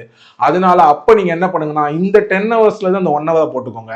ஸோ அந்த 10 hours அதை எக்ஸசைஸ் டைமே வச்சுக்கோங்க. 14 hours பியூரா படிங்க. இல்ல நான் வீட்டுல இருந்து படிக்கிறேன் அப்படிங்கிற உங்களுக்கு 10 hours பத்தாது, பர்சனல் டைம் பத்தாது. ஏன்னா அப்பா கடைக்கு போகும்போது, அம்மா கடைக்கு போவாங்க, டெய்லி காலையில் அங்கே வா இங்கே வாங்க, அதுக்கே ஒரு 1 hour போயிடும், உங்களுக்கு வேஸ்ட்டாக போயிடும். அப்போ நீங்க இந்த 1 hour இங்கேருந்து கடன் வாங்கிக்கோங்க. இந்த 14 hours ப்ரிப்பேர் பண்றீங்களா, அதுலேருந்து கடன் வாங்கிக்கோங்க 1 hour. ஆனா ஒன்று மட்டும் நீங்க மிஸ் பண்ணவே கூடாது, இதை எக்ஸசைஸ். என்ன கேட்டீங்கன்னா எது ரொம்ப இம்பார்ட்டன்ட் கேட்டீங்கன்னா நான் எக்ஸசைஸ் சொல்லுவேன். இன்னைக்கு சார் வீட்டில் ஃபங்க்ஷனு, அதனால நான் படிக்கல. சரி, ஆனால் வீட்டில் ஃபங்க்ஷனு, நான் எக்ஸசைஸ் பண்ணேன் அப்படின்னு சொல்லாது. ஏன்னா நிறைய பேரை பார்த்துட்டேன். Don't take this advice, under estimate this advice. Okay, civil service மாதிரி ஒரு ஸ்ட்ரெஸ் கொடுக்குற எக்ஸாம் இந்த உலகத்திலேயே கிடையாது. ஓகே, அந்த காரணத்துக்காக தான் திரும்ப திரும்ப சொல்றாங்க, இதுதான் உலகத்துல ரொம்ப கஷ்டமான எக்ஸாம். டேட்டா எவங்கிட்டையும் கிடையாது, ஆனால் நாங்கள் ஏன் அதை சொல்றோம்? ஏன்னா இந்த மாதிரி ஸ்ட்ரெஸ் கொடுக்குற எக்ஸாம்லாம் உலகத்துல யாரும் பார்த்தது மாட்டோம். நம்ப மாட்டீங்க, ஒரு தடவை நான் இன்டர்வியூ போயிருக்கேன். இன்டர்வியூ கொஷின் பேப்பர் வழக்கம் போல் உயிரை கொடுத்து படிச்சுட்டு போயிருக்கோம். இன்டர்வியூ கொஷின் பேப்பர் பார்த்துட்டு வந்தோடனே ஃபஸ்ட்டு ஜிஎஸ் எழுதிட்டு வரோம் நாங்கள். So interview question paper GS mains question paper பார்த்துட்டு வரேன். மெயின்ஸ் ஃபஸ்ட்டு GS 1 எழுதிட்டு நாங்கள் வெளியில் வரேன். பயங்கர ஸ்ட்ரெஸ்ஸு. எனக்கு என்ன பண்ணனே தெரியல. அப்போ என் ஃப்ரெண்டோட காசாய் வாங்கிட்டு உள்ளே போய் காதை போட்டுட்டு உள்ளே போய் நான் வேனு கத்துவேன். அந்த ஸ்ட்ரெஸ்ஸை விட்டு, என் பாடி விட்டு ஸ்ட்ரெஸ்ஸை வெளியே அனுப்புறதுக்கு கத்திட்டு, அதுக்கப்புறமா திருப்பி காதை திறந்துட்டு மறுபடியும் வந்தாச்சு. உடனே என் ஃப்ரெண்டு என்கிட்ட, பாஸ் அந்த காசாவை கொஞ்சம் கொடுங்களேன் அப்படின்னா, வாங்கிட்டு திருப்பி அவன் உள்ள போய் அவனும் கத்திட்டு வெளியில வந்தான்.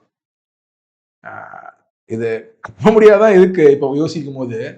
ஆனா அந்த டயத்துல நாங்க அண்டர்கோ பண்ண ஸ்ட்ரெஸ் இருக்கு தெரியுமா, தட் வாஸ் எனார்மஸ். ஸோ அதனால தான் என்னோட ஸ்டூடெண்ட்ஸ் அந்த மாதிரி ஒரு மெயின்ஸ் எக்ஸாம் எழுதும் போது, ஒரு இன்டர்வியூக்கு போகும்போதும் அந்த ஸ்ட்ரெஸ்ஸில் அவங்க கொலாப்ஸ் ஆகிடக்கூடாது, அதை மேனேஜ் பண்ணுற லெவலுக்கு அவங்களால முடியணும் அப்படிங்கிறதுக்காக தான் நாங்கள் இப்போவே செய்யறோம். இப்போ we have got so much of experience. அப்போ நாங்கள் எங்கே இருந்தோம், இப்போ நாங்கள் ரொம்ப எக்ஸ்பீரியன்ஸ் ஆகிட்டோம். So we know how to manage our stress now. But ஆனால் அப்போ எங்களுக்கு தெரியல. ஓகே, ஆனால் இப்போ உங்ககிட்ட நாங்கள் இப்போவே சொல்கிறோம், அனுபவம் தானே. அகாடமி போட்டு நான் உங்களுக்கு சொல்லித்தரேன் அப்படின்னா என் அனுபவத்தையும் சேர்த்து தான் உனக்கு சொல்லித்தர முடியும். இதை மட்டும் படிப்பா, இதை படிச்சா நீ பாஸ் ஆயிடுவா அப்படின்னு சொன்னா போய். எதை படிச்சாலும் யாரும் பாஸ் ஆக மாட்டான். அதுக்குன்னு சொல்லிட்டு ஒரு வாழ்க்கை இருக்கு, அதுக்கு நாங்கள் டிப்ஸ் சொல்லி கொடுப்போம். அது ரொம்ப முக்கியமான டிப் இது,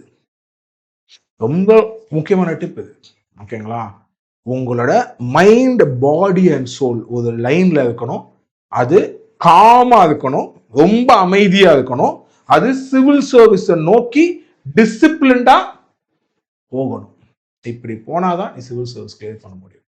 சரிங்களா? ஸோ இந்த ஸ்டடி பிளான்ல எது ரொம்ப முக்கியமான விஷயம்? Exercise timing. எல்லாத்தையும் பக்காவா போட்டுருணும். காலைல 5 மணிக்கு எந்திரிக்கிறியா, இல்ல காலைல 5 மணி வரைக்கும் படிக்கிறியா, எத்தனை மணிக்கு எந்திரிக்கிற, எந்திரிச்சா என்னென்ன சப்ஜெக்ட் எப்போ படிக்கிற, எப்போ சாப்பிட்ற, எப்போ தூங்குற, எத்தனை மணி நேரம், என்ன ஏது எல்லாத்தையும் தெளிவாக போட்டுரு. அங்கங்கே முன்ன பின்ன மாறலாம், அதெல்லாம் ஒன்றும் தப்பு கிடையாது. ஏன்னா வீட்டில் இருந்தோன்னா கரெக்டாகலாம் ஃபாலோ பண்ண முடியாது எந்த பிளானையும், பட் போட்டு வைக்கணும் கையில். ஓகே, ஆனால் ஒன்று நீங்கள் ஸ்டடி பிளானை போட்டிங்கன்னா ரிலீஜியஸாக ஃபாலோ பண்ணணும். அது ரொம்ப முக்கியம். அது. ஓகே, நான் ஸ்டடி பிளான் போட்டேன் சார், நான் அதை ஃபாலோ பண்றதே கிடையாது, என்னைக்காவது ஃபாலோ பண்ணுவேன். அப்ப எதுக்குப்பா ஸ்டடி பிளான்? இன்னைக்கு நான் ஹிஸ்டரி படிக்கிறேன்னா இன்னைக்கு ஹிஸ்டரியில இந்த டாபிக் படிக்கிறேன்னா அந்த ஹிஸ்டரியில அந்த டாபிக் படிக்கணும். டெய்லி காலைல இத்தனை மணி நேரம் நியூஸ் பேப்பர் படிக்கணும், இத்தனை மணி நேரம் நியூஸ் பேப்பர் படிக்கணும். நியூஸ் பேப்பர்ல நான் இப்படி நோட்ஸ் எடுக்க போதும் ஒரு பிளான் போட்டிருக்கேன், அதை கரெக்டா பண்ணு. கரண்ட் அஃபேர் மேகசின், இந்த மாசம் கரண்ட் அஃபேர் மேகசின் எந்த நாள் படிக்க போறேன்? டெய்லி ஒவ்வொரு பக்கம் படிக்க போதியா, இல்ல ஒவ்வொரு நாளைக்கு ஒன்று படிக்க போதியா, இல்ல மொத்தமா சேர்த்து ஒரு நாள் ஒதுக்குதியா மாசத்துக்கு? ஃப்ரண்ட்லைன் கண்டிப்பா படிக்கணும்னு சொன்னேன். ஃப்ரண்ட்லைன் எப்படி படிக்க போத? டெய்லி ஒரு ஆர்டிகல் படிக்க போதியா? அடுத்த ஃப்ரண்ட்லைன் வர வரைக்கு டெய்லி ஒரு ஆர்டிகல் படிக்க போதியா? எப்படி படிக்க போத? எல்லாத்தையும் ஒரு பிளான் போடு. சின்ன சின்ன விஷயமும் பிளானா போடு. எல்லாமே படிக்கணும் எப்படி? அதுதான் பிளான். நிறைய பேர் இதுல சொதப்பிடுவாங்க. நியூஸ் பேப்பர் படிக்கணும், எத்தனை மணிக்கு படிக்கணும்னு தெரியாது. சில நேரத்தில் காலைல படிப்பான், சில நேரத்தில் நைட்டு படிப்பான். ஒரு ரொட்டீனே வச்சுக்க மாட்டான். நியூஸ் பேப்பர்ல கூட ரொட்டீன் வச்சுப்பான். எதுல ரொட்டீன் சுத்தமா வச்சுக்க மாட்டான்? இந்த ஃப்ரண்ட் லைன் வீக் மை மேகசின்ல ரொட்டீனே வச்சுக்க மாட்டான். வாங்கி போட்டுருவான். கேட்டா படிக்க டைம் இல்லை சார், படிக்க டைம் இல்லை சார் சொல்லுவான். நானும் ஒவ்வொருத்தரையும் ரிமைண்ட் பண்ணுவேன், டேய் பட்சியா, இந்த வாரம் ஃப்ரண்ட் லைன் ஆர்டிகல் பார்த்தேன்டா, சூப்பரா இருந்ததுடா, பட்சியாடா அப்படின்னு கேட்டா, சார் ஆக்சுவலா நான் வாங்கி போட்டேன், நான் படிக்கல, நான் படிச்சு சொல்றேன் சார். நான் கேட்பேன் சம்டைம்ஸ், டே இந்த ரிவ்யூ பத்தி நம்ம பேசலாமா, டிஸ்கஸ் பண்ணலாமா அதை பத்தி அப்படின்னு. இல்ல சார் நான் படிச்சுட்டு டிஸ்கஸ் பண்ணுவேன் சார், அப்படி ஓடி போயிடுவான். வாங்கி போட்டுருப்பான், சார் சொல்லியிருக்காது ஸ்டடி பிளான்ல இருக்கு அப்படின்னு வாங்கி போட்டுருவான், ஆனா படிக்க மாட்டான். ஏன்னா அவன் சில நேரங்கள் நம்ம ரொம்ப காமெடியா எடுத்துப்போம். ஃப்ரண்ட் லைன் தானே, என்ன அதே ஹிந்துல இருந்தது தானே எழுதியிருப்பான், அதே நியூஸை பத்தி தானே எழுதியிருப்பான், சரி கூட பாத்துக்கலாம். யோஜனா குருக்ஷேத்ரா இதெல்லாம் ஆஃபரா நம்ம பசங்க மிஸ் பண்றது. யோஜனா தான் வந்து கவர்மெண்டோட ஸ்கீம்ஸை பத்தி டீடைலா அனாலிசிஸ் இருக்கும். கவர்மெண்டோட பாயிண்ட் ஆஃப் வியூ ஒரு பர்டிகுலர் ஸ்கீம் இருக்கும். இது என்ன சொல்லுவான், மொத்தமா வாங்கி வச்சு சார், மொத்தம் என்ன சார் ஒரு வருஷத்துக்கு 12 யோஜனா தானே சார், நான் மொத்தமா போட்டு கடைசி இந்த பிலிம்ஸ்க்கு கொஞ்ச நாள் ஒரு மாசம் முன்னாடி இருக்கு தெரியுமா, அப்ப படிச்சுக்கிறேன் சார் அப்படிமா. ஏன்னா இதுல வந்து அவனுக்கு ஒரு என்ன சொல்றதுன்னா ஒரு ஸ்ட்ரீம் லைனே பண்ணிருக்க மாட்டான். அப்படி பண்ணாதீங்க. ஸ்டடி பிளான் போடுங்க. அதுல யோஜனா எப்போ படிக்கணும், மந்த்லி யோஜனா அந்த டைம்ல வரும், அப்ப நம்ம எப்போ படிக்கணும், ஒவ்வொரு ஆர்டிக்கிள் ஒரு நாளைக்கு படிக்க போதுமா, இல்ல மொத்தமா சேர்த்து வச்சு வாரத்துக்கு ஒரு தடவை படிக்க போதுமா, இதெல்லாம் நீங்க கேட்டகரைஸ் பண்ணணும். புரியுதுங்களா? அதுக்கு தாங்க இந்த ஸ்டடி பிளானு. எல்லாம் படிக்கணும்னு சுரேஷ் சார் சொல்லிட்டாரு. எல்லாத்தையும் எப்ப படிப்பேன், எப்ப வேணா படிக்கலாம் சார், நான் என்னைக்கு வேணா ஆர்பிஐ வெப்சைட் போவோம் சார், அப்படி கிடையாது. குவார்டர்லி ரிவ்யூ வந்துருச்சா, வந்த கொஞ்ச நாள்ல படிங்க. ஓகேங்களா? நாங்க வந்து யூபிஎஸ்சி படிக்கும் போது ஒரு மெத்தட் ஃபாலோ பண்ணோம். என்ன பண்ணோம்னா, ஒரு க்ளோஸ் குரூப் ஆஃப் ஒரு 4 பீப்புள் எங்களுக்குள்ள இருக்கும். என்னன்னா ஒவ்வொரு டாபிக் வந்தோம்னா அந்த டாபிக்கை பத்தி நான் படிச்சு நான் நோட்ஸ்மா எடுத்துப்பேன். அவன் அதே அந்த அந்த அந்த ஃபார் எக்ஸாம்பிள் இப்போ இந்த வீக்ல வந்து ஃப்ரண்ட் லைன்ல வந்து ஒரு 2-3 டாபிக் வந்து பயங்கரமா எழுதியிருக்கான் அப்படின்னா அதுல ஒரு டாபிக் நான் படிச்சு நோட்ஸ் எடுத்துப்பேன், இன்னொரு டாபிக் அவன் என் ஃப்ரெண்டு ஒருத்தன் படிச்சு நோட்ஸ் எடுத்துப்பான், இன்னொரு டாபிக் இன்னொரு ஃப்ரெண்டு படிச்சு நோட்ஸ் எடுத்துப்பான். நாங்கெல்லாம் ஒரு காமன் ரூம்ல கூடும்போது வந்து முதல்ல வந்து அதை பத்தி நான் மூடி வச்சு நான் அவங்களுக்குலாம் சொல்லி தருவேன், கிளாஸ் எடுக்கிற மாதிரி. அப்படிதான் என் கிளாஸஸ்க்கு ஸ்கில்ல வளர்ந்தது. அது வேற கதை. படிக்கும் போதே அதை நாங்கள் பண்ணுவோம். அதுக்கப்புறம் அவனுங்க கேள்வி கேட்பாங்க எங்களை, இது இப்படி சொன்னியே, இது எப்படி, இது ஏன் கவர்மெண்ட் இப்படி பண்ணிச்சு அப்படிமா கேள்வி கேட்பாங்க. ஸோ நான் அதுக்கு நான் ஆன்சர் அவங்களுக்கு சொல்லுவேன். அதுக்கப்புறம் ஏன் டைம் முடிஞ்சிடும், 10 நிமிஷம் கழிச்சு அவன் எடுப்பான். ஸோ ஒரே ஃப்ரண்ட் லைனை நாங்கள் எல்லாரும் சேர்ந்து ஒரு நாள்ல படிச்சு எல்லாத்தையும் எக்ஸ்பிளைன் பண்ணி முடிச்சுப்போம். ஸோ இப்படி ஒரு டெக்னிக்கை நாங்கள் ஃபாலோ பண்ணோம். நல்ல சக்ஸஸ்ஃபுல்லாக தான் இருந்தது. ஓகே, ஏன் அப்படின்னா சம்டைம்ஸ் படிக்காம பேசாமலே உட்காந்து நம்மளே படிச்சு பைத்தியமாகுறதுக்கு பதில இந்த மாதிரி ஒரு குரூப் ஸ்டடி மாதிரி, அது குரூப் ஸ்டடியில் நீ என்ன பண்ணுவ, அது எல்லாத்தையுமே குரூப் ஸ்டடியில் பண்ணவும் முடியாது. ஸோ இது எல்லாமே கேட்டகரைஸ் பண்ணி ஸ்டடி பிளான்ல போட்டு வச்சுக்கணும். ஓகே, அதான் நான் சொல்றேன்ல, ஸ்டடி பிளான்ங்கிறது ஒரு தடவை போட்டு நீ ரிலீஜியஸாக ஃபாலோ பண்ணலாம். ஆனால் உனக்கு ஃபார் எக்ஸாம்பிள் நீ 1 மாசம் போடுற, உனக்கு அது செட் ஆகல அப்படின்னா 1 மாசம் கழிச்சு மாத்திக்கோ, தப்பு இல்லை. உன் அனுபவத்தில் தெரியும், ஒரு 3 மாசம் ஒரு ஸ்டடி பிளான் போயிருக்கும். ஓகே, நான் சொன்ன 2 வருஷம் நீ படிக்க போனா 3 மாசம் ஸ்டடி பிளான் போயிருக்கும். போன இடத்துல வந்துட்டு உனக்கு தெரியும், சரி ஓகே நான் இப்படி போட்டேன், நான் இந்த டைம்ல என்னால் பண்ண முடியல, இந்த இடத்துல எனக்கு ஃப்ரெண்ட்ஸ் சேர்ந்துட்டாங்க, குரூப் ஸ்டடி இருந்தா இந்த மேட்டர் எனக்கு பெட்டரா இருக்குன்னு தோணுது. ஸோ அப்போ வீக்லி அட்லீஸ்ட் இத்தனை குரூப் ஸ்டடியா இருந்தா நல்லா இருக்கும்னு எனக்கு தோணுது. அப்புறம் ஸ்டடி பிளான் மாத்திக்கோங்க, அது கிடையாது. ஓகே, நாங்களாம் இந்தியன் பாலிட்டிக்கு பயங்கரமா குரூப் ஸ்டடி பண்ணுவோம். அதுவும் கொஸ்டின் பேப்பர் டிஸ்கஷன் அப்படின்னா எல்லாரும் உட்காந்து மாத்தி ஆன்சர் சொல்லி குரூப் ஸ்டடி பண்ணுவோம். என்ன வாரத்துக்கு ஒரு தடவை, டெய்லி கிடையாது. டெய்லி என் வேலையை நான் பார்ப்பேன், அவன் வேலையை பார்ப்பான், அவன் வேலையை பார்ப்பான். ஓகே, வாரத்துக்கு ஒரு இடம், ஒரு டைம். ஓகே, இந்த டைம்ல குரூப் ஸ்டடி போனோமா, உட்காந்தோமா, குரூப் ஸ்டடி பண்ணோமா, வந்தோமா. ஸோ அந்த மாதிரி எல்லாமே உங்க ஸ்டடி பிளான் இருக்கும். Okay guys, right, this is step number 2. இப்போ அடுத்த important point, step 3, take notes.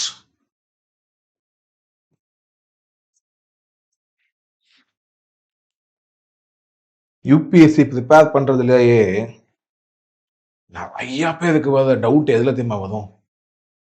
எப்படி சார் நோட்ஸ் எடுக்கணும், எப்படி நோட்ஸ் எடுக்கணும், இதுலதான் உங்களுக்கு பாதி பேருக்கு டவுட்டே வரும். எப்படி நோட்ஸ் எடுக்கணும்?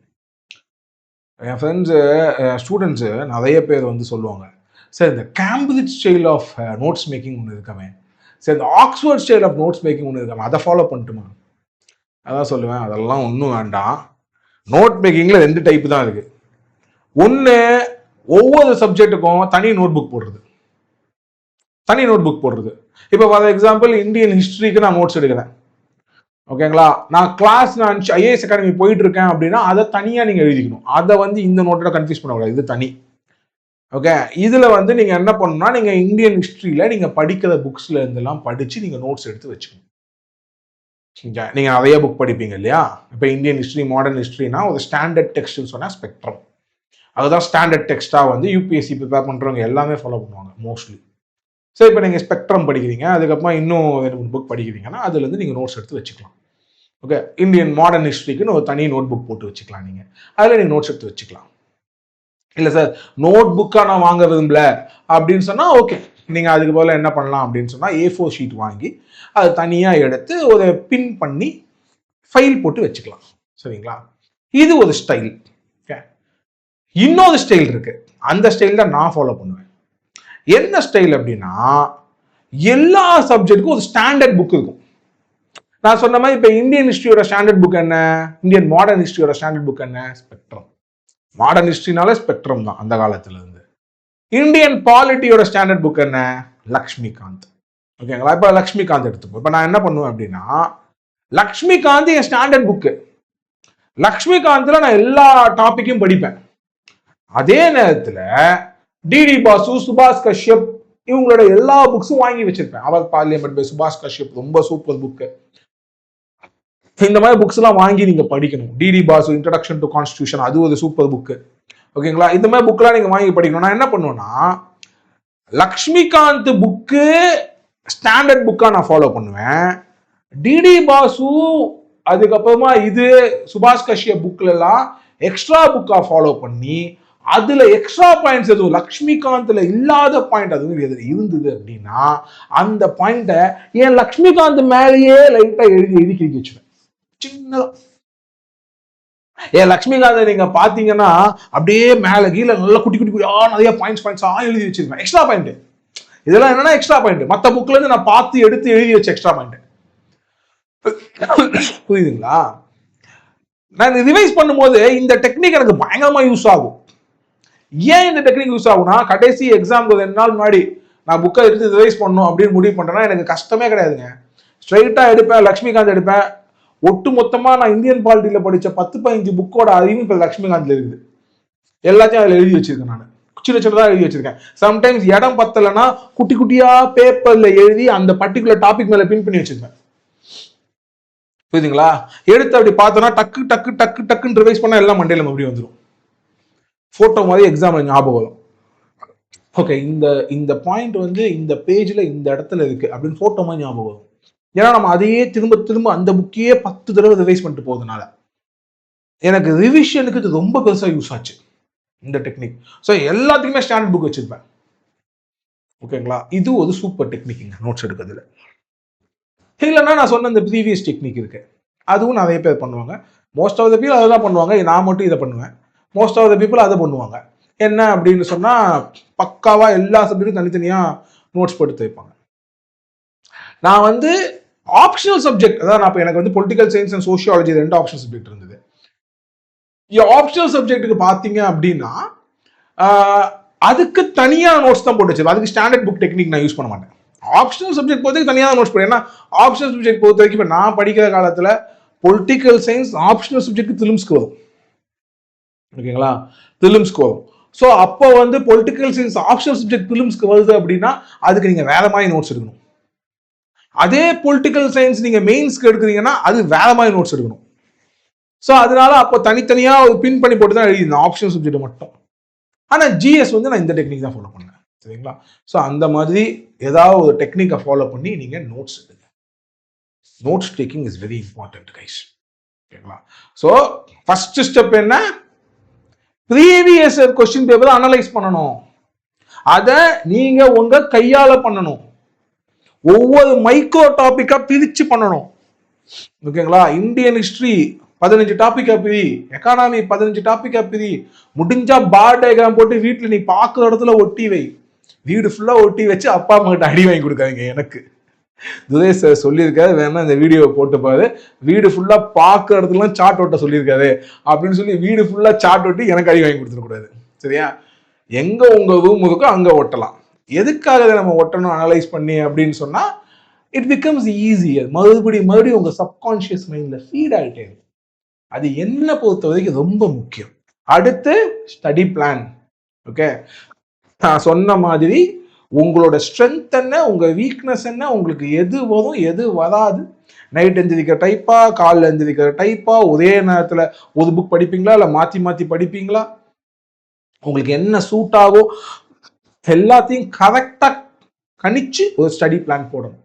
போடுற ஸ்டடி பிளான்ல ஒரு சின்ன பிரச்சனை எதுவும் இருக்கு, உங்களுக்கு அது ஒத்து போலன்னா பரவாயில்ல, 10-15 நாள் அதை மாத்திக்கலாம். ஆனா ஒன்ஸ் நீங்க ஒரு ஜீரோ இன் பண்ணிட்டீங்க ஒரு ஸ்டடி பிளான் அப்படின்னா ரிலீஜியஸா அதை ஃபாலோ பண்ணணும். சும்மா அதை போட்டு வச்சுட்டு அது பாட்டு ஒரு பக்கத்துல கிடக்குது, நான் பாட்டுக்கு ஜாலியாக வீட்டில் விளையாண்டு இருக்கேன், இல்லை நான் வேற மாதிரி படிக்கிறேன் அப்படின்னு உங்களையும் நீங்க மாத்திக்க கூடாது. சரிங்களா? அடுத்து take notes. Okay, 4th point, step 4, writing practice.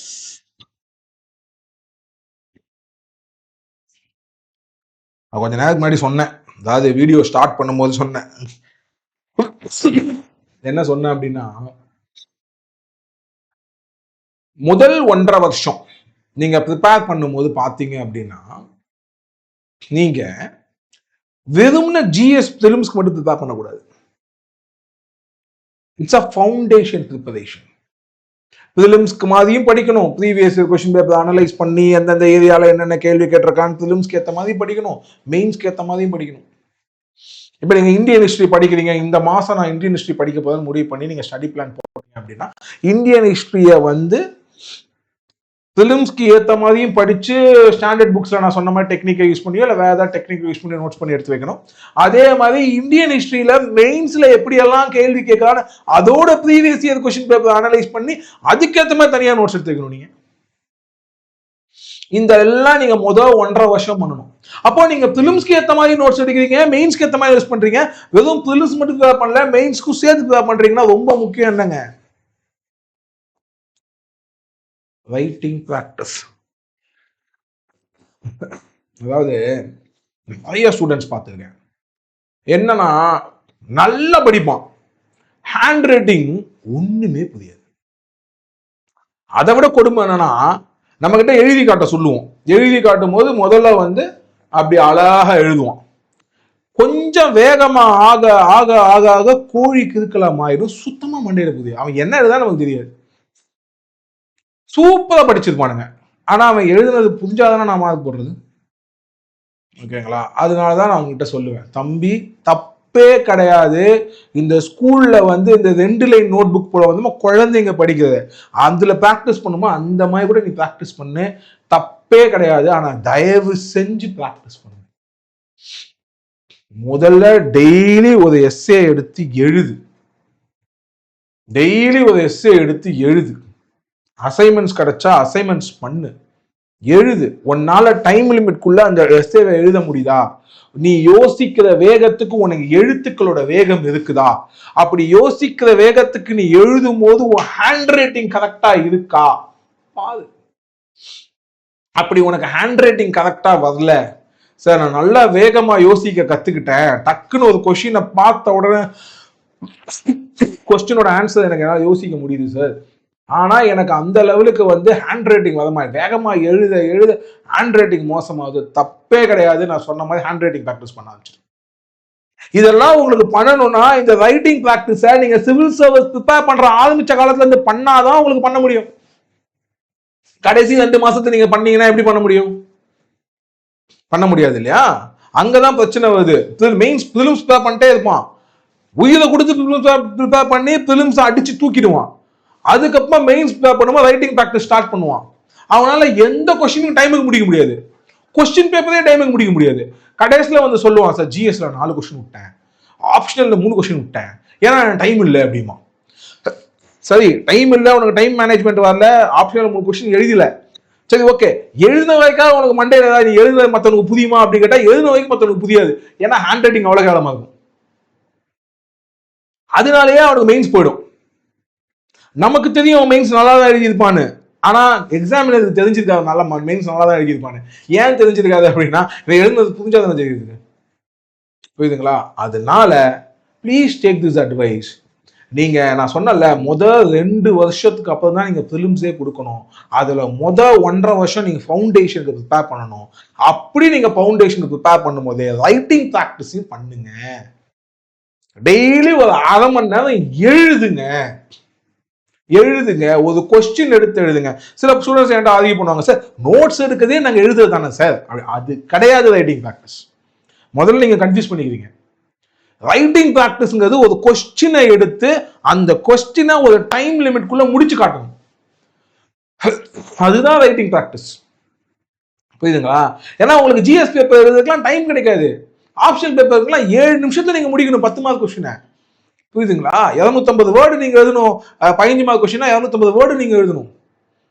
20 mark கொஸ்டினா 300 word நீங்க எழுதணும். அந்த வேர்ட் லிமிட் நீங்க மெயின்டைன் பண்ணணும். அதே மாதிரி டைம் லிமிட் மெயின்டைன் பண்ணணும். 7 நிமிஷம், 10 நிமிஷம், 12 நிமிஷம், இவ்வளவுதான் டைம் லிமிட் நமக்கு. அந்த டைம் லிமிட்குள்ள நீங்க எழுதணும். புரியுதுங்களா? அதை நீங்க எங்க பிராக்டிஸ் பண்ணுவீங்க? நோட்ஸ் எடுக்கிறதும் அதுவும் ஒண்ணு கிடையாது.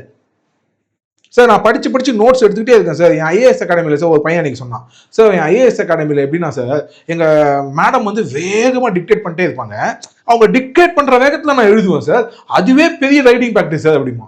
இது ரைட்டிங் ப்ராக்டிஸே கிடையாது. ஏன்னா மேடம் டிக்டேட் பண்ற வேகத்தை நீ எழுதுன அப்படின்னா ஹேண்ட் ரைட்டிங் எப்படி போகுது என்ன போகுது நீ பார்க்கவே மாட்டேன். கை வலிச்சா ஏதோ ஒன்று கிரிக்கிட்டு நீ போய்கிட்டே இருப்ப. கை வலிக்குதே அப்படின்னாலும் ஹேண்ட் ரைட்டிங் மெயின்டைன் பண்ணணும்னு யோசிக்க மாட்டேன். புரியுதுங்களா? ஆனா நீங்க வீட்டுல ஒரு கொஸ்டின் எடுத்து இன்னைக்கு உங்க அப்பா அம்மாவுக்கு கொஸ்டின் ப்ரிப்பேர் பண்ண சொல்லுங்க. இல்ல இப்ப பிஎஸ் இல்ல நாங்க எங்க பிஎஸ்ஐ சேர்ந்துட்டீங்க அப்படின்னு சொன்னா நாங்க உங்களுக்கு அசைன்மெண்ட்ஸ் கொடுப்போம். அசைன்மெண்ட்ஸ் எடுத்து ஒரு கொஸ்டின் எடுங்க. கொஸ்டின் எடுத்து நீங்க முதல்ல போடுங்க, எழுதுங்க. ஜென்ரல் கொஸ்டின் ஆயிடுங்க. புரியுதுங்களா? ஜென்ரல் கொஸ்டின் ஆயிடுங்க. ஃபார் எக்ஸாம்பிள் இன்னைக்கு வந்து கவர்மெண்ட் வந்து ஒரு பைலேட்டரல் டை ஒன்று பண்ணியிருக்காங்க. ஓகேங்களா? சொல்றேன், பைலேட்டரல் டை ஒன்று பண்ணியிருக்காங்க. ஒரு கண்ட்ரி கூட பைலேட்டரல் டை பண்ணியிருக்காங்க. இதை நீ நியூஸ் பேப்பர்ல படிக்கிற நீயே ஒரு கொஸ்டின் ஒரு செகண்ட்ல யோசிக்க முடியாதா? What is the impact of this bilateral tie to the Indian economy? இந்த கொஸ்டினை யோசிக்கிறதுக்கு ஒரு செகண்ட் தான் ஆகும். தப்புன்னு எழுதுங்க, ஒரு பேப்பர் எடுங்க, எழுதுங்க. நீங்களே மனசுல பிக்ஸ் பண்ணிக்கோங்க, இது வந்து 20 மார்க் கொஸ்டின், இல்ல இது வந்து 10 மார்க் கொஸ்டின். நான் இந்த கொஸ்டினுக்கு ஆன்சர் 8 நிமிஷத்துல எழுதணும், 7 நிமிஷத்துல எழுதணும் அப்படின்னு முடிவு பண்ணுங்க. இல்லைன்னா ஒண்ணு பண்ணுங்க, காலையில எழுதிச்ச உடனே பாத்ரூம்ல குளிக்குங்க, பல்லு விளக்கும் போது ஒரு 3 கொஸ்டினை யோசிங்க. நேற்று சப்ஜெக்ட்ல இருந்து நீங்களா 3 கொஸ்டினை யோசிங்க. யோசிச்ச பிறகு அந்த கொஸ்டினை வந்து முதல்ல ஒரு நோட் புக்ல எழுதிட்டு மற்ற வேலையை பார்க்க போயிடுங்க, படிக்க போயிடுங்க. அந்த கொஸ்டினோட ஆன்சரை நைட்டு 10 மணிக்கு எழுதுங்க. யோசிச்ச உடனே கொஸ்டினுக்கு ஆன்சர் எழுத வேண்டாம், முதல்ல கொஸ்டினை மட்டும் எழுதி வச்சிடுங்க. அதுக்கப்புறம் நைட் ஒரு கொஸ்டின் பேப்பர் எடுக்கிறதுமா எடுத்துக்கிறது ஆன்சர் எழுதுங்க. டைம் லிமிட் ஃபிக்ஸ் பண்ணிக்கோங்க. 3 கொஸ்டின் எடுத்துருக்கோம், ஒரு கொஸ்டினுக்கு 10 நிமிஷம், 3 கொஸ்டின் 30 நிமிஷம். 30 நிமிஷம் நம்ம முடியணுமா முடியலையா அப்படின்னு ப்ராக்டிஸ் பண்ணுங்க. ப்ராக்டிஸ் பண்ணணும், உங்களுக்கு தெரிஞ்சிடும். இந்த மாதிரி கரெக்டாக 1 மந்த் பண்ணீங்கன்னா உங்க ஹேண்ட் ரைட்டிங் எப்படி இருக்குன்னு உங்களுக்கு தெரியும். இந்த ஹேண்ட் ரைட்டிங் உங்களுக்கு சூட் ஆகுமா, இந்த ஹேண்ட் ரைட்டிங் மார்க் வருமா, இந்த ஹேண்ட் ரைட்டிங்னால நமக்கு வந்து நம்ம ஸ்கோர் வருமா வராதா, நம்ம ஐஏஎஸ் ஆகுமா மாட்டோம்னு உங்களுக்கு ஐடியா கிடைச்சிடும். உனக்கு உன்னால டைம் லிமிட் கூட முடிக்க முடியுதா முடியலன்னு ஐடியா கிடைச்சிடும். இப்ப என்ன பண்ணலாம், எக்ஸ்பர்ட் கிட்ட நீ பேசலாம். ஓகே இல்லையா, நான் முன்னாடி சொன்ன மாதிரி ஒரு டபுள் லைன் நோட் புக்கை வாங்கி ஹேண்ட் ரைட்டிங் ப்ராக்டிஸை பண்ணுங்க, ஃபாஸ்டா எழுதுறதுக்கு ப்ராக்டிஸ் பண்ணுங்க. இது எல்லாம் அந்த 1.5 வருஷத்துல பண்ணணும் பாஸ். இந்த 1.5 வருஷத்துல பண்ணணும். ஓகே, கடைசி நான் பிலிம்ஸ் கிளியர் பண்ண பிறகு நான் பண்றேன் அப்படின்னாலும் அது ஒர்க் அவுட் ஆகாது. ஓகே, சோ ரிமெம்பர், 1.5 வருஷத்துல நீங்க உயிரை கொடுத்து பண்ண வேண்டிய 4 முக்கியமான விஷயங்கள் இதுதான். என்ன? Analyse previous year question paper, Put a study plan and start reading. Take notes effectively and efficiently and do a writing practice for your mains examination. இதை மட்டும் என்னைக்கும் மறந்துடாதீங்க. இப்போ we are going to the fifth last 6 months குள்ள நுழையிறோம். The fifth step. Step 5. Start revising.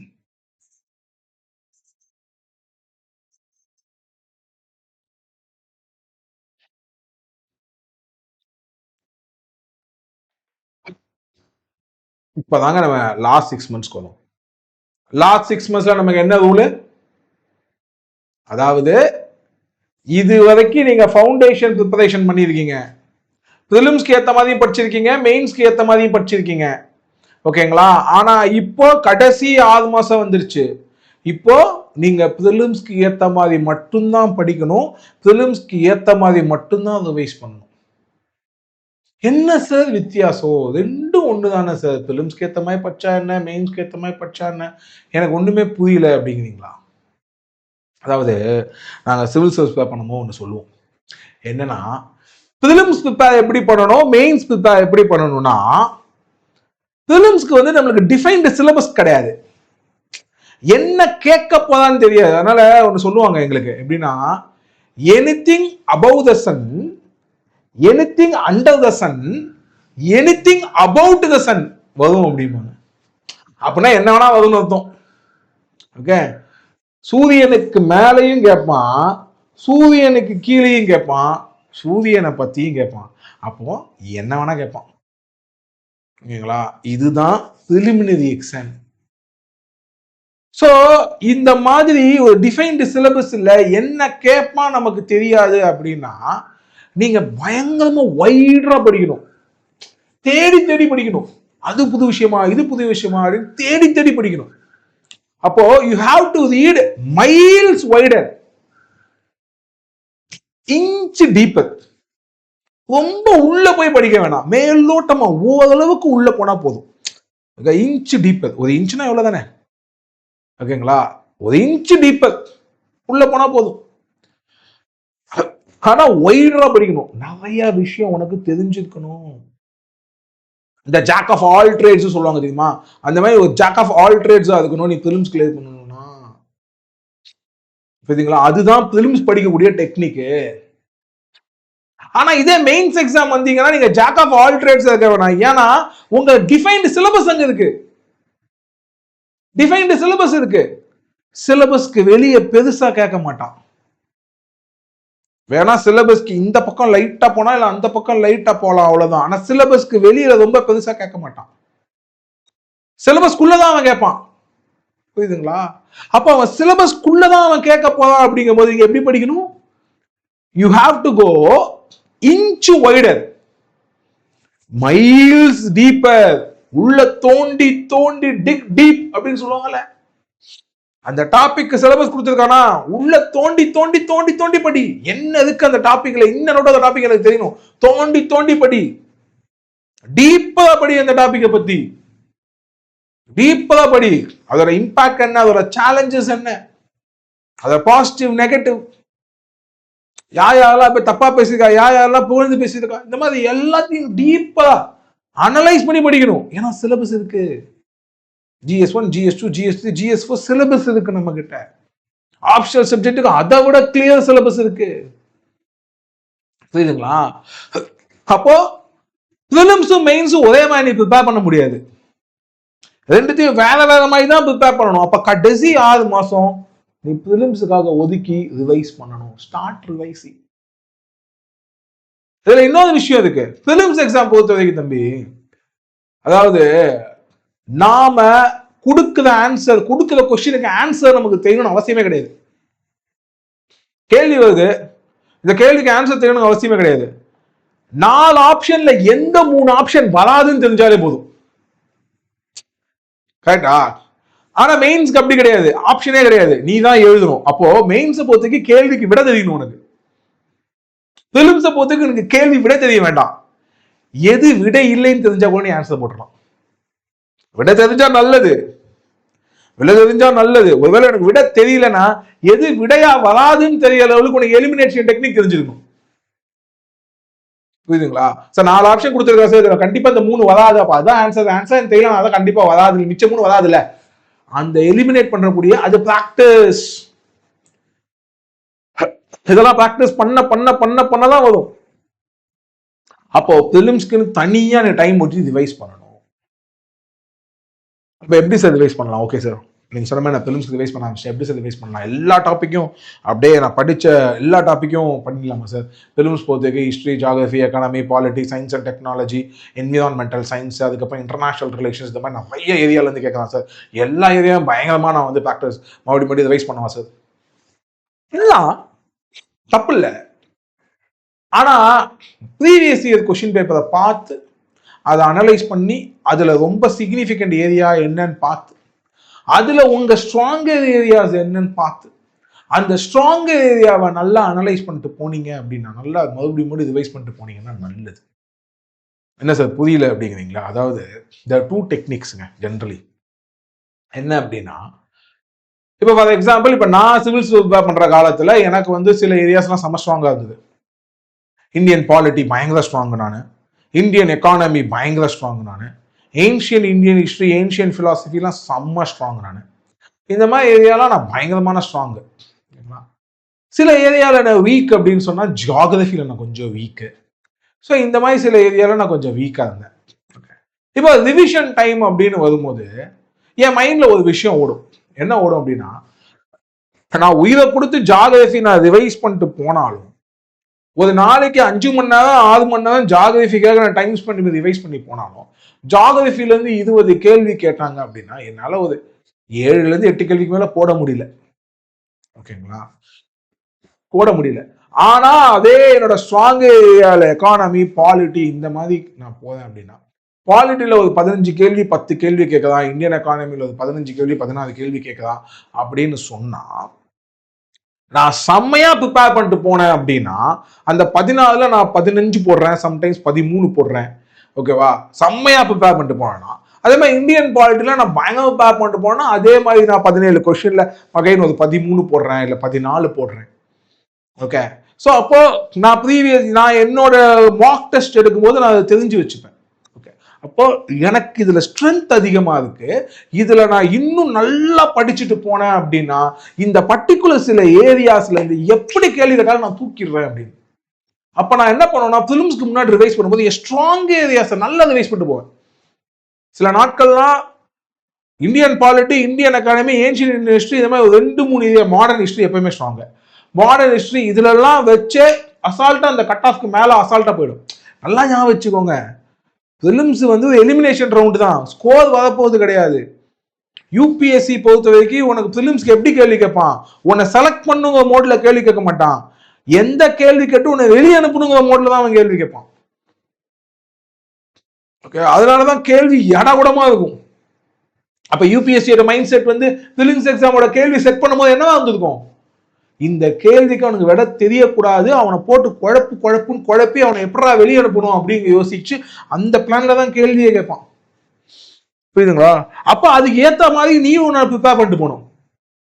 Cut ஆஃப்க்கு மேல வந்தா போதும், அவ்வளவுதான். 1 மார்க் நான் கட் ஆஃப் மேல இருந்தா கூட எனக்கு போதும். புரியுதுங்களா? எல்லா சப்ஜெக்டும் எனக்கு தெரிஞ்சுக்கணும். ஆனா மெயின்ஸ்க்கு அப்படி கிடையாது. நான் முன்னாடியே சொன்னேன், எய்ம்ஸ் பத்தி நீ பேப்பரை கம்ப்ளீட் பண்ண தெரியும் உனக்கு, அப்ப எல்லாமே உனக்கு தெரிஞ்சிருக்கணும் மெயின்ஸ்ல. ஆனா பிலிம்ஸ்ல அப்படி கிடையாது உனக்கு. அப்ப பிலிம்ஸ் பத்தி எல்லாம் தெரியணும்னு அவசியம் கிடையாது. இதெல்லாம் நீங்க பிளான் பண்ணிக்கணும். அப்போ நான் ரிவைஸ் பண்றேன், ஸ்ட்ராங் ஏரியாஸை மட்டும் நல்லா ரிவைஸ் பண்ணிட்டு போனேன் அப்படின்னா கட் ஆஃப் மேல நான் போயிடுவேன் அப்படின்னா கடைசி 6 மாசம் இல்ல கடைசி 6 மாசத்துல கூட முதல் 3 மாசம் எல்லாத்தையும் நல்லா ரிவைஸ் பண்ணுங்க. லாஸ்ட் 2 மாசம் இல்ல 1 மாசம் 3 மாசம் உங்களோட ஸ்ட்ராங் ஏரியாஸை இன்னும் நல்லா பண்ணிட்டு கட் ஆஃப் மேல எப்படா போகுதுன்னு மட்டும் யோசிங்க. என்னைக்குமே இந்த பேட்டர்னை வந்துடக்கூடாது. கட் ஆஃப் ஞாபகம் வச்சுக்கூடாது. ஒவ்வொரு செகண்டும் இந்த கட் ஆஃப் மேல நம்ம போகணும், நம்ம என்ன பண்ணணும், எந்த ஏரியாவில் நிறைய கேள்வி வருது, எப்படி வரலாம், எந்த ஏரியாவில் நிறைய கேள்வி வருதுல எது நம்ம நல்லா படிச்சு வச்சிருக்கோம். ஒருத்தன் கேட்டான் என்கிட்ட, சார் என்னோட எல்லா ஸ்ட்ராங் ஏரியாவும் இன்சிக்னிஃபிகண்ட் ஏரியாவா இருக்கு சார், நான் என்ன சார் பண்றது அப்படின்னா, அந்த மாதிரிலாம் கேள்வி கேட்டீங்கன்னா ஒண்ணுமே பண்ண முடியாது. புரியுதுங்களா?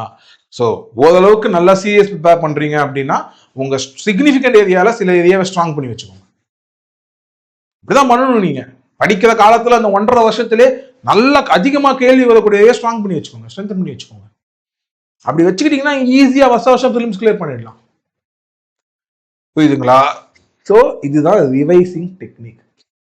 Step number 6, taking full steps. Taking full test.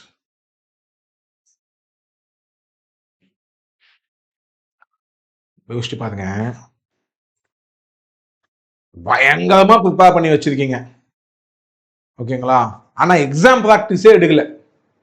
சடனா எக்ஸாம் போய் உட்காருவீங்க, கேள்வியை பார்த்தோன்னா உங்களுக்கு ஒரு படபடப்பு வந்து தெரியுமா?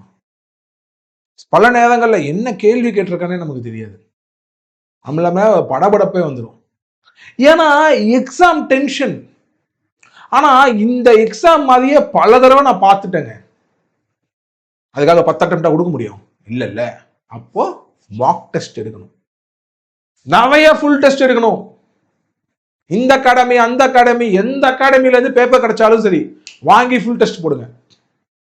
நான் ஒரு காலேஜில் அசிஸ்டன்ட் ப்ரொஃபஸர் ஒர்க் பண்ணும்போது ஒரு ஐஏஎஸ் டாப் ஒரு மேடம் பார்த்தேன். அவங்க ஃபர்ஸ்ட் அட்டெம்ப்ட்லேயே கிளியர் பண்ணியிருந்தாங்க. அப்போ அவங்கள்ட்ட நான் கியூரியஸாக கேட்டேன், என்ன மேடம் எப்படி நீங்கள் கிளியர் பண்ணீங்க, என்ன மேடம் உங்கள் ஸ்ட்ராட்டஜியாக இருந்தது? அவங்க எதாவது என்கிட்ட சொன்னாங்க. கடைசி 2 மாதம் அவங்க 100 ஃபுல் டெஸ்ட் மேலே எடுத்திருக்காங்களாம். அவங்க ஹஸ்பண்டு, அவங்க ஃபேமிலி மெம்பர்ஸ் எல்லாம் ஹெல்ப் பண்ணியிருக்காங்க கொஸ்டின் பேப்பர் கலெக்ட் பண்ணி அவங்களுக்கு கொடுக்கறதுக்கு. ஓகே, டெய்லி 1 இல்லை 2 டெஸ்ட் எடுப்பாங்களாம், ஃபுல் டெஸ்ட். திரும்ப திரும்ப திரும்ப திரும்ப ப்ராக்டிஸ் பண்றாங்க. அந்த ஆப்ஷனல் எலிமினேஷன் டெக்னிக்ஸ் அவங்க வந்து சப்கான்சியஸ் மைண்ட்ல அப்படி பூத்திருக்காங்க. கொஸ்டினை பார்த்த உடனே அந்த 4 ஆப்ஷன் கேட்டிருக்கானா, இதுல இது வராது, இது வராது, இது வரலாம், இது வரலாம், அவங்க இதுக்குள்ள எது ஆன்சர் ஆட்டோமேட்டிக்கா அப்படியே போடக்கூடிய லெவலுக்கு அவங்க அத்தனை டெஸ்ட் எடுத்து பார்த்துருக்காங்க. ஞாபகம் வச்சுக்கோங்க, மினிமம் ஒரு 100ங்க, 100 மினிமம் எடுக்கணும், ஃபுல் டெஸ்ட் எடுக்கணும். சார் 100னா ரொம்ப ஓவர் சார், டாப்பர் சொன்னதான் சொல்றேன். அதெல்லாம் எடுத்துட்டீங்கன்னா அந்த லெவலுக்கு 100 குவாலிட்டி கொஸ்டின் பேப்பர் நீங்க ப்ராக்டிஸ் பண்ணிட்டு போயிருந்தீங்கன்னா பிலிம்ஸ் நீங்க தோக்க வாய்ப்பே இல்லைங்க, வாய்ப்பே இல்லை. உங்க சப்கான்சியஸ் மைண்ட் அடிச்சு தூக்கும். உங்களுக்கு உள்ள போனோடனே இந்த கேள்வியை பார்த்தோன்னே இந்த ஆப்ஷன் வருமா வராதா, எது எடுக்கணும் எது எடுக்கணும் ஆட்டோமேட்டிக்கா சொல்லும். புரியுதுங்களா? ஸோ அதுக்கு நீங்க எடுக்கணும். இல்ல சார் நான் என் ஸ்ட்ராங் ஏரியாலையும் எடுக்கணும்னு ஆசைப்படுறேன், சூப்பர். ஒன்று பண்ணுங்க, காலையில வந்து கடைசி ஒரு 2 மாசம் ஒதுக்கிக்கோங்க. காலையில உங்க ஸ்ட்ராங் ஏரியால இந்தியன் ஹிஸ்டரியில 50 கேள்வி எடுக்கிறேன், மத்தியானம் ஃபுல் டெஸ்ட் ஒரு டெஸ்ட் ஒரு கொஸ்டின் பேப்பர் எடுக்கிறேன், அடுத்த நாள் இந்தியன் எக்கானமில ஒரு 50 கொஸ்டின் எடுக்கிறேன், மத்தியானம் ஒரு ஃபுல் டெஸ்ட் ஒன்று எடுக்கிறேன். அதான் ஆன்லைன்ல தான் ஏகப்பட்ட ஆன்லைன் ஐஏஎஸ் அகாடமி இருக்கே பாஸ். எந்த அகாடமியில சப்ஸ்கிரைப் பண்ணீங்கனாலும் டெஸ்ட் மேல டெஸ்ட் கொடுத்துக்கிட்டே இருக்கலாம் இல்லையா? இதுக்கவே அதுக்கு ஏஐ அது தட்டினாலே வந்துடும். பட் முடிஞ்ச லெவலுக்கு நல்ல ரெப்யூட்டட் ஆன்லைன் ஐஏஎஸ் அகாடமி போங்க. இல்ல அப்படின்னு சொன்னா பெரிய பெரிய ஐஏஎஸ் அகாடமிஸ், இந்தியாவில் இருக்க ஐஏஎஸ் அகாடமிஸ் உங்க ஃப்ரெண்ட்ஸ் யாரும் படிச்சாங்க அவங்களோட கொஸ்டின் பேப்பர் வாங்க. இந்த மாதிரி வேலைக்கு உங்க ஃப்ரெண்ட்ஸோட ஹெல்ப்லாம் கொஞ்சம் வாங்கிக்கோங்க, தப்பு கிடையாது. ஐஏஎஸ் படிக்காத உங்க ஃப்ரெண்ட்ஸோ உங்க சிப்ளிங்ஸ் யாராவது இருந்தாங்கன்னா அவங்களோட ஹெல்ப் வாங்கிக்கோங்க, தப்பு கிடையாது. ஃபேமிலியும் சாக்ரிஃபைஸ் பண்ணணும், ஓகேங்களா? இப்போ நம்ம பார்க்கல வைபவ் சூரியவன்ஷி 15 வருஷத்துல இவ்வளோ பெரிய ஆளாக இருக்காது. ESPN ஆர்டிகல் படித்தேன், இவ்வளோ பெரிய சாக்ரிஃபைஸ் இருக்கு அவரோட வெற்றிக்கு அப்படின்னு. ஸோ நம்ம வீட்டில் ஒருத்தவங்க ஐஏஎஸ் ஆகணும் அப்படின்னா every one has to do little bit of home work, நம்மளும் பண்ணணும். ஸோ அதனால உங்கள் பேரண்ட்ஸு, உங்கள் சிப்ளிங்ஸு, உங்கள் ஃப்ரெண்ட்ஸு எல்லாத்தையும் கொஞ்சம் ஹெல்ப் வாங்கிக்கோ. கொஸ்டின் பேப்பர் மட்டும் கலெக்ட் பண்ணி கொடு, இந்த வேலையை மட்டும் நீ பாரு, பேப்பர் ஆன்சர் நான் போட்டுக்கிறேன் அப்படிங்கிற மாதிரி. ஸோ இதெல்லாம் உங்களுக்கு ஹெல்ப் பண்ணணும். லாஸ்ட் 2 months 3 months தயவு செஞ்சு மினிமம் ஒரு 30 டெஸ்ட் கூட எடுக்காம போயிடாதீங்க. ஓகே, 50 சொல்லுவேன், சரி ஓகே 50 கொஞ்சம் ஓவரா இருக்குன்னு சில பேர் ஃபீல் பண்ணுவீங்க, அதனால 30 சொல்றேன். ஓகே, மினிமம் 30 டெஸ்டாவது ஃபுல் டெஸ்ட் எடுக்காம தயவு செஞ்சு போயிடாதீங்க, எக்ஸாம் ஹாலுக்கு போயிடாதீங்க. ஓகே ஓகே, இப்போ ஸ்டெப் 7. ஸ்டெப் 7 என்னது? எக்ஸாம் டே பிரிலிம்ஸ்.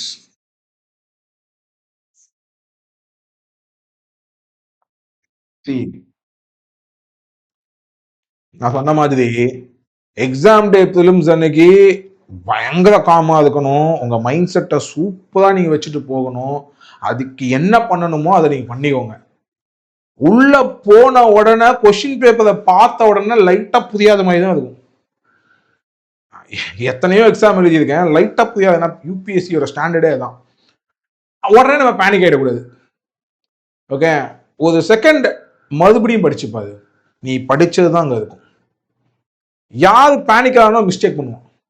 ஓகே, ஸோ அந்த ஒரு எக்ஸ்பெக்டேஷனோட போ, எனக்கு எதுவுமே புரியாத மாதிரி இருந்தாலும் கண்டிப்பாக அது எனக்கு தெரியும் அப்படின்னு சொல்லிட்டு உன் மைண்டை ரெடி பண்ணிட்டு போங்க. ஒரு தடவைக்கு 2 தடவை கொஸ்டின் பேப்பர் நல்லா படிங்க.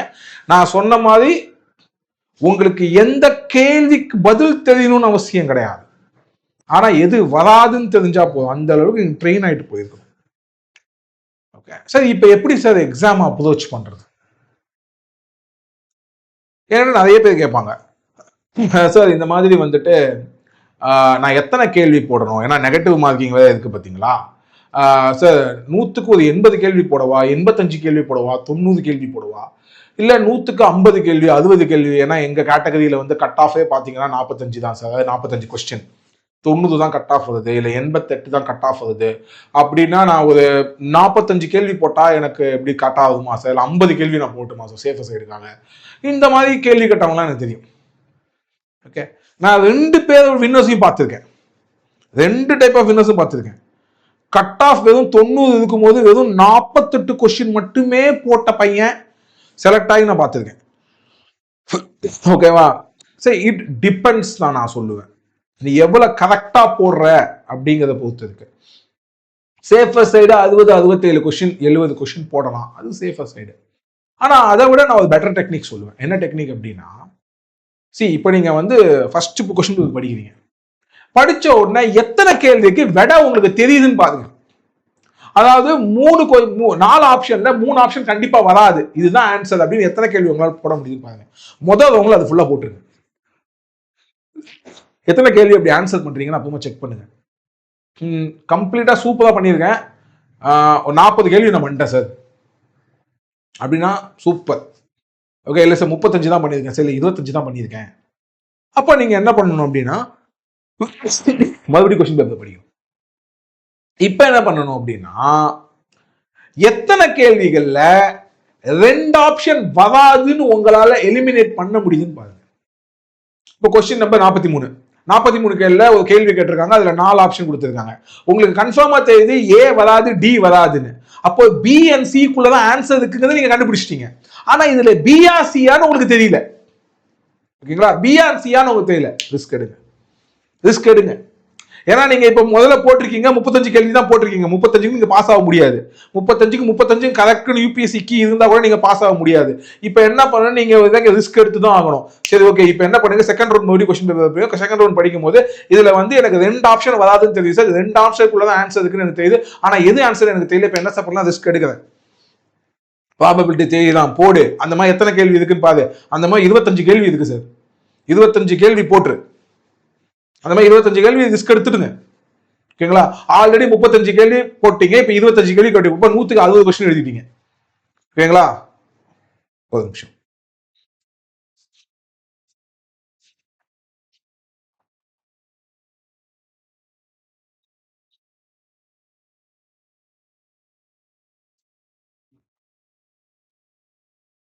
ஓகே, அப்போ 100க்கு 65 கேள்வி எடுத்துட்டீங்க. 35, 25, 60 கேள்வி எழுதிட்டீங்க. பத்துமா? நீங்க யோசிப்பீங்க, இப்போ வந்து நம்ம ரிஸ்க் எடுத்து தான் போட்டிருக்கோம். ஸோ கட் ஆஃப் வந்து நம்ம கேட்டகரிக்கு வந்து ஒரு போன வருஷம் கட் ஆஃப் வந்து ஒரு 88, 90 வந்திருக்கு நம்ம கேட்டகரிக்கு. அப்போ நெகட்டிவ் மார்க்கிங்லாம் போக இது ஒர்க் அவுட் ஆகுமா அப்படிங்கிறது நீங்க தான் யோசிக்கணும். சரி, இல்லை எனக்கு இன்னும் கொஞ்சம் குஷன் வேணும், ஏன்னா நான் எடுத்ததே ரிஸ்க் தான், அதில் 35 தான் 100% கரெக்டாக இருக்கும், மிச்சம் 25ல் நான் ரிஸ்க் தான் எடுத்திருக்கேன். அப்போ அந்த 25ல் சே ஃபார் எக்ஸாம்பிள் ப்ராபபிலிட்டி படி ஒரு 12 கொஸ்டின் கரெக்டாக இருக்கு, ஒரு 13 கொஸ்டின் தப்பாக இருக்கு அப்படிங்கிற மாதிரி இருந்ததுன்னா எனக்கு வந்து 12 கொஸ்டினுக்கு 35 + 12 இதுலேயே எனக்கு 47 தான் வரும். நெகட்டிவ் மார்க்கிங் வந்து 4-5 மார்க்கு போயிடும். ஓகேங்களா? அப்படி போச்சு அப்படின்னா கட் ஆஃப் வருமானு தெரியல. ஸோ நான் இன்னும் கொஞ்சம் ரிஸ்க் எடுக்கணும்னு நினைக்கிறேன் அப்படிங்கிறவங்க இப்போ என்ன பண்ணலாம், இப்போ மறுபடியும் கொஸ்டின் பேப்பர் படிங்க. கொஸ்டின் பேப்பர் படிச்சிங்க அப்படின்னா மிச்சம் 40 கொஸ்டின்ல எத்தனை கொஸ்டின்ல அட்லீஸ்ட் ஒரு ஆப்ஷனா வராதுன்னு உங்களுக்கு தெரியுதான்னு பாருங்க. கொஸ்டின் நம்பர் 99, ABCD 4 ஆப்ஷன் கொடுத்துருக்கான். எனக்கு கன்ஃபார்மா தெரியும் ஏ வராது சார், ஏ இல்ல ஆன்சர் தெரிஞ்சு போச்சு. ஆன்சர் வந்து B, C and D குள்ளதான் இருக்கு. இப்ப நான் ரிஸ்க் எடுக்கலாமா அப்படின்னா, நான் தான் முன்னாடியே சொன்ன மாதிரி ஆக்சுவலா நீங்க எடுக்க கூடாது. இந்த இடத்துல நீங்க ரிஸ்க் எடுக்க கூடாது. ஆனா இப்ப வேற வழி இல்லை. ஏன்னா நீங்க 60 கேள்விதான் போட்டிருக்கீங்க, உங்களுக்கு இன்னும் கொஞ்சம் குஷன் வேணும்னு நினைக்கிறீங்க. சரி, ரிஸ்க் எடுங்க. ஆனா அந்த மாதிரி 30 கேள்வி இருக்கு சார், 30 கேள்வி ரிஸ்க் எடுக்கணும் எடுக்காது. அதுல ஒரு 7-8 கேள்வியை மட்டும் ரிஸ்க் எடுத்து ஒரு 67-68 கொஸ்டின் அட்டன் பண்ணி வீட்டுக்கு வந்துரு. ஆனா ஒண்ணு எப்பவுமே ஞாபகம் வச்சுக்கோங்க சார், கொஸ்டின் நம்பர் 98 அந்த கொஸ்டின்ல ABCD 4 ஆப்ஷன் கொடுத்துருக்கான். 4 ஆப்ஷன்ல எந்த ஆப்ஷனுமே என்னால எலிமினேட் பண்ண முடியல. இந்த 4 ஆப்ஷன்ல எது வேணா ஆன்சரா இருக்கலாம். இப்ப நான் ரிஸ்க் எடுக்கலாம் அப்படின்னு கேட்டீங்கன்னா, தயவு செஞ்சு ரிஸ்க் எடுத்துறாதீங்க. ஒரு ஆப்ஷனை கூட உங்களால எலிமினேட் பண்ண முடியல அப்படிங்கிற மாதிரி ஒரு கொஸ்டின் உங்களுக்கு வந்ததுன்னா, அப்ப நீங்க ரிஸ்கே எடுக்கக்கூடாது. நீங்க ரிஸ்கே எடுக்கக்கூடாது. ஓகே, ஏன்னா 4ல 1 இது வந்து ரொம்ப பெரிய மிஸ்டேக். ஆக்சுவலா 3 எடுக்கக்கூடாதுன்னு நான் சொல்லுவேன். ஓகே, ஆனா வேற வழி இல்லைன்னா சரி ஓகே எல்லாம் எடுக்காத, ஒரு 2-3 எடுத்துக்கோ, 10க்குள்ள எடுத்துக்கோ, 7-8 எடுத்துக்கோ, உனக்கு லக்கு இருந்ததுன்னா விழும், அவ்வளவுதான். ஐடியலி ஃபர்ஸ்ட் 2 ஆப்ஷன்ஸ் தான், ஃபர்ஸ்ட் 2 மெத்தட்ஸ் தான் கரெக்ட்டுங்க. எல்லாமே எனக்கு கன்ஃபார்மா தெரியும். கொஸ்டின் நம்பர் 1 A தான் ஆன்சர், கொஸ்டின் நம்பர் 2 C தான் ஆன்சர், எனக்கு ஆன்சர் தெரியும். இந்த மாதிரி எத்தனை கேள்வி இருக்கு? இந்த மாதிரி உங்களுக்கு வந்து ஒரு 40 கேள்வி உங்களுக்கு கிடைச்சிருச்சு அப்படின்னா நீங்க 100% பிலிம்ஸ் கிளியர். 100% films clear. நீங்க எக்ஸாம் வந்து கீ செக் பண்ணணும்னு அவசியமே கிடையாது. நீங்க நல்லா உயிரை கொடுத்து படிச்சிருக்கீங்க, 2 வருஷம் கடிச்சிருக்கீங்க, நீங்க அங்க போன உடனே நீங்க கொஸ்டின் பேப்பர் எழுத ஆரம்பிக்கிறீங்க. அந்த கொஸ்டின் பேப்பர் எழுத ஆரம்பிக்கும் போதே உங்களுக்கு தெரிஞ்சிருச்சு ஃபர்ஸ்ட் கொஸ்டின் எல்லாம் ஆன்சர் சொல்ல முடியுது, தேர்ட் கொஸ்டின் எல்லாம் ஆன்சர் சொல்ல முடியுது அப்படின்னாலே சூப்பர். ஓகேங்களா, 40 கேள்வி நான் போட்டேன் சார். அதுக்கப்புறம் செகண்ட் மறுபடியும் கொஸ்டின் பேப்பர் ரீட் பண்ணும்போது பாருங்க, ஓகே இப்போ 2 ஆப்ஷன் நான் எலிமினேட் பண்ணிட்டேன், ஆனா 2க்குள்ள ஆன்சர் இருக்கு, ஆனா என்னால தெரியல எது ஆன்சர் எனக்கு தெரியல. இப்போ நான் ரிஸ்க் எடுக்கலாமான்னா சரி ஓகே எடுக்கலாம், தப்பு கிடையாது. அந்த மாதிரி எத்தனை கேள்வி இருக்குன்னு பாருங்க. கேள்வி எல்லா கேள்விக்கும் ரிஸ்க் எடுத்துருங்க, தப்பு கிடையாது. ஓகேவா, sometimes we have to believe your instincts, தப்பு கிடையாது. ஆனா 3 ஆப்ஷன் என்னால ஒரு ஆப்ஷன் எலிமினேட் பண்ணிட்டேன் சார், 3க்குள்ள ஏதாவது வரலாம் அப்படின்னா என்ன கேட்டா நீங்க எடுக்க கூடாது ஆக்சுவலி. பட் இருந்தாலும் வேற வழி இல்லைன்னா எடுக்கலாம். வழியே இல்லை, நான் 1.5 வருஷம் படிச்சுட்டேன், 2 வருஷம் ப்ரிப்பேர் பண்ணிட்டேன், இதை கொடுத்து ப்ரிப்பேர் பண்ணிட்டேன், கொஸ்டின் பேப்பர் ரொம்ப டஃபா இருக்கு, வேற வழியே இல்லை, நான் ரிஸ்க் எடுத்து தான் ஆகணும் அப்படின்னா எடுங்க. ஆனா இந்த விஷயத்துல என்னைக்குமே ரிஸ்க் எடுக்கக்கூடாது. எதுல என்னால ஒன்ன கூட எலிமினேட் பண்ண முடியல சார், ABCDல எது வேணா ஆன்சரா இருக்கலாம் அப்படிங்கிற மாதிரி ஒரு கொஸ்டின் வந்ததுன்னா தயவு செஞ்சு அந்த கொஸ்டின்ல நீங்க எலிமினேட் மட்டும் பண்ணிடுங்க, ஆன்சர் மட்டும் ஆப்டே பண்றாதீங்க, அந்த கொஸ்டினுக்கு ஆன்சர் பண்றாதீங்க. புரிஞ்சுங்களா, அட்டம்ப்டே பண்ணக்கூடாது அந்த கொஸ்டின்லாம், அப்படியே விட்டுரும். ஓகே, ஸோ இதுதாங்க நீங்க எக்ஸாம் டேல யூஸ் பண்ண வேண்டிய டெக்னிக். புரிஞ்சுதா? அப்போ முதல்ல காமா இருக்கணும். கொஸ்டின் பேப்பர் படிச்ச உடனே அப்படின்லாம் இருக்கக்கூடாது. கூலா காமா, முதல்ல டென்ஷன் ஆகக்கூடாது. கொஸ்டின் பேப்பர் படிச்சா பல நேரங்கள்ல நம்மளுக்கு வந்து ஆன்சர் தெரியாத மாதிரியே தான் இருக்கும். ஓகே, பட் இருந்தாலும் ஒரு தடவைக்கு 2 தடவை அந்த கொஸ்டினை படிக்கும் போது கண்டிப்பா ஆன்சர் உங்களுக்கு ஞாபகம் வந்துடும். ஓகே, நம்பிக்கையா எழுதணும். ஓகே, கடைசி வரைக்கும் ஸ்ட்ரெஸ்ஸே ஆகக்கூடாது. என் ஸ்டூடெண்ட்ஸ் நிறைய பேர் பண்ற தப்பு என்னன்னா, இதாவது இவனோட கெட்ட நேரத்துக்கு முதல்ல இவன் வீக்கர் ஏரியா வந்து தொலைக்கும்.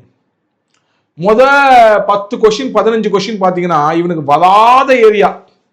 ஃபார் எக்ஸாம்பிள் நான் சொன்னல எனக்கு ஜியோகிராஃபி வராதுன்னு, நம்ம கெட்ட நேரத்துக்கு முதல்ல போய் கொஸ்டின் பேப்பர் தொட்டிங்க அப்படின்னா ஜியோகிராஃபி கேள்வியா இருக்கும், ஆன்சர் தெரியாது ஆப்வியஸா. அதுல 15 கேள்வி ஜியோகிராஃபி கேள்வி வந்துச்சுன்னா அதுல 4 கேள்வி இல்ல 5 கேள்வி போட்டாலே பெரிய விஷயம். நம்ம பேனிக் ஆயிடக்கூடாது, அந்த மாதிரி நேரத்தில் பேனிக் ஆயிடக்கூடாது. நம்ம நம்பணும், நம்ம தொகுதி ஓப்பன் பண்ணலப்பா, அங்கதான் நம்ம கல்ல விட்டு குத்த போதும் அப்படிங்கிற மாதிரி நம்பணும். புரியுதுங்களா? வதட்டுண்டா இந்தியன் எக்கானமி வதட்டுண்டான்னு நம்பி நீங்க போகணும். ஓகே, 15 கொஸ்டின் ஓகே அப்படின்னு சொல்லிட்டு 14வது கொஸ்டின் நம்ம ஏரியா வரும், இந்தியன் பாலிட்டி ஏரியா வரும், அதுக்கப்புறம் இந்தியன் எக்கானமி ஏரியா வரும், ஏன்ஷியன் இந்தியா ஏரியா வரும். நம்ம ஏரியா வரும், நம்ம ஏரியா நம்ம கல்லா கட்டிக்கலாம். புரியுதுங்களா? நீங்க முதல்ல ஒரு 15 கேள்வியை பார்த்தே நீங்க பேனிக் ஆயிட்டீங்க அப்படின்னா, உங்களுக்கு தெரியல டென்ஷன் ஆயிட்டீங்கன்னா, உங்க தொகுதியை நீங்க ஓபன் பண்ணும்போது உனக்கு மண்டையில ஒண்ணுமே ஓடாது. என்ன எழுதணும்னு ஓடாது. ஆன்சர் தெரிஞ்சிருக்கும், ஆனா அந்த ஸ்ட்ரெஸ்ல நீ போட மாட்டேன், எலிமினேட் பண்ண மாட்டேன். தப்பா போட்டு வந்து வீட்டில் உட்காந்துட்டு அதுக்கப்புறமா ஐயோ நான் இதையா போட்டேன், இதுதானே ஆன்சர் அப்படிம்பேன். ஏன்னா அந்த இடத்துல நீங்க முன்னாடி இருக்கிற அந்த 10 கொஸ்டினை பத்தி பேனிக் ஆயிட்டீங்க. இதெல்லாமே ஞாபகம் வச்சுக்கணும். ஓகே, பரவாயில்ல, எனக்கு இந்த கேள்விக்கு ஆன்சர் தெரியாட்டியும் பரவாயில்ல, எனக்கு வேண்டியது கட் ஆஃப் குள்ள போனோம், இது ஸ்கோரிங் கிடையாது, இதனால ஐஏஎஸ் ரேங்க் முடிவு பண்ணப்படாது, நான் பிலிம்ஸ் கிளியரான்னு மட்டும்தான் எனக்கு தெரியும். ஸோ எனக்கு கவலை இல்லை, கட் ஆஃப்க்கு மேலே 0.1 மார்க் இருந்தால் கூட நான் உள்ள, அவ்வளோதான். அதனால அடுத்த கொஸ்டினுக்கு நான் போறேன் அப்படிங்கிற தெளிவோட அடுத்த கொஸ்டினுக்கு போகணும். புரியுதுங்களா? இதுதான் எக்ஸாம் டே பிலிம்ஸ்ல நீங்க ஃபாலோ பண்ண வேண்டிய டெக்னிக். அடுத்து 8 step 8, start your mains preparation.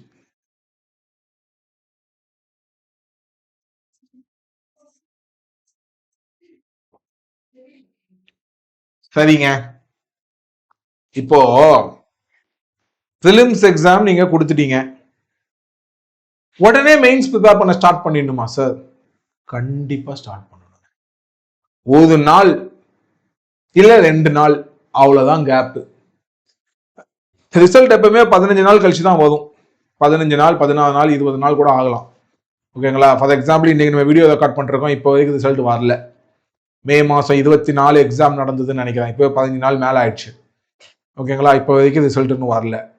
So 15 நாள் 20 நாள் ஆகும் ரிசல்ட் வர்றதுக்கு. ஸோ அது வரைக்கும் நீங்க ப்ரிப்பேர் பண்ணாம வீட்டில் உட்காந்துருப்பீங்களா? இல்லை சொந்தக்காரங்களை போயிட்டு விழாவை சிறப்பித்து கொண்டிருக்கிறேன் அப்படின்லாம் எந்த விழாவையும் நீங்க சிறப்பிக்க வேண்டாம். சரிங்களா? 2 நாள் இல்லை 3 நாள் புக்கை கையில் எடுத்துடணும் மெயின்ஸுக்கு. எதை பத்தியும் கவலைப்பட வேணாம். ஆன்சர் கீ நான் போட்டு பார்க்கணுமா சார்? போட்டு பார்க்க வேண்டாம். இண்டிவிஜுவல். நான்லாம் ஆன்சர் கீ போட்டு பார்த்ததே கிடையாது என் வாழ்க்கையில். எந்த எக்ஸாமுக்குமே ஆன்சர் கீ போட்டு போனேன், யூபிஎஸ்சி மட்டும் இல்லை, நான் எந்த எக்ஸாமுக்கு ஆன்சர் கீ போட்டு பண்ணது கிடையாது. ஓகேங்களா? ஸோ அது உங்களோட style. But anyway start preparing for the mains. நீங்க பாட்டுக்கு ஆல்ரெடி 1.5 வருஷம் ப்ரிப்பேர் பண்ணிருக்கீங்க. 1.5 வருஷம் மெயின்ஸ் எப்படி ப்ரிப்பேர் பண்ணணும் நல்லா தெரியும். ஆன்சர் ரைட்டிங் ப்ராக்டிஸ் எல்லாமே பண்ணியிருப்பீங்க. ஆப்ஷனல் சப்ஜெக்ட்டை தூக்கி இருப்பீங்க. மறுபடியும் ஆப்ஷனல் சப்ஜெக்ட்டுக்கு வாங்க, ஆப்ஷன் டெஸ்ட் பேட்ச் போங்க. பொலிட்டிக்கல் சயின்ஸ் ஆப்ஷனல் சப்ஜெக்ட் எடுத்தீங்கன்னா பொலிட்டிக்கல் சயின்ஸ்ல டெஸ்ட் பேட்ச் இருக்கு. ஸோ கிராஷ் கோர்ஸ் நம்ம பண்றோம். அதை பார்த்துட்டு உடனே டெஸ்ட் எடுக்கலாம், அசைன்மெண்ட்ஸ் எடுக்கலாம். Start preparing at a stretch. Okay, எதை பத்தியும் கவலைப்படவே வேணாம். அப்ப என்ன வரும்? மெயின்ஸ் ரிசல்ட், பிலிம்ஸ் ரிசல்ட் வரும்.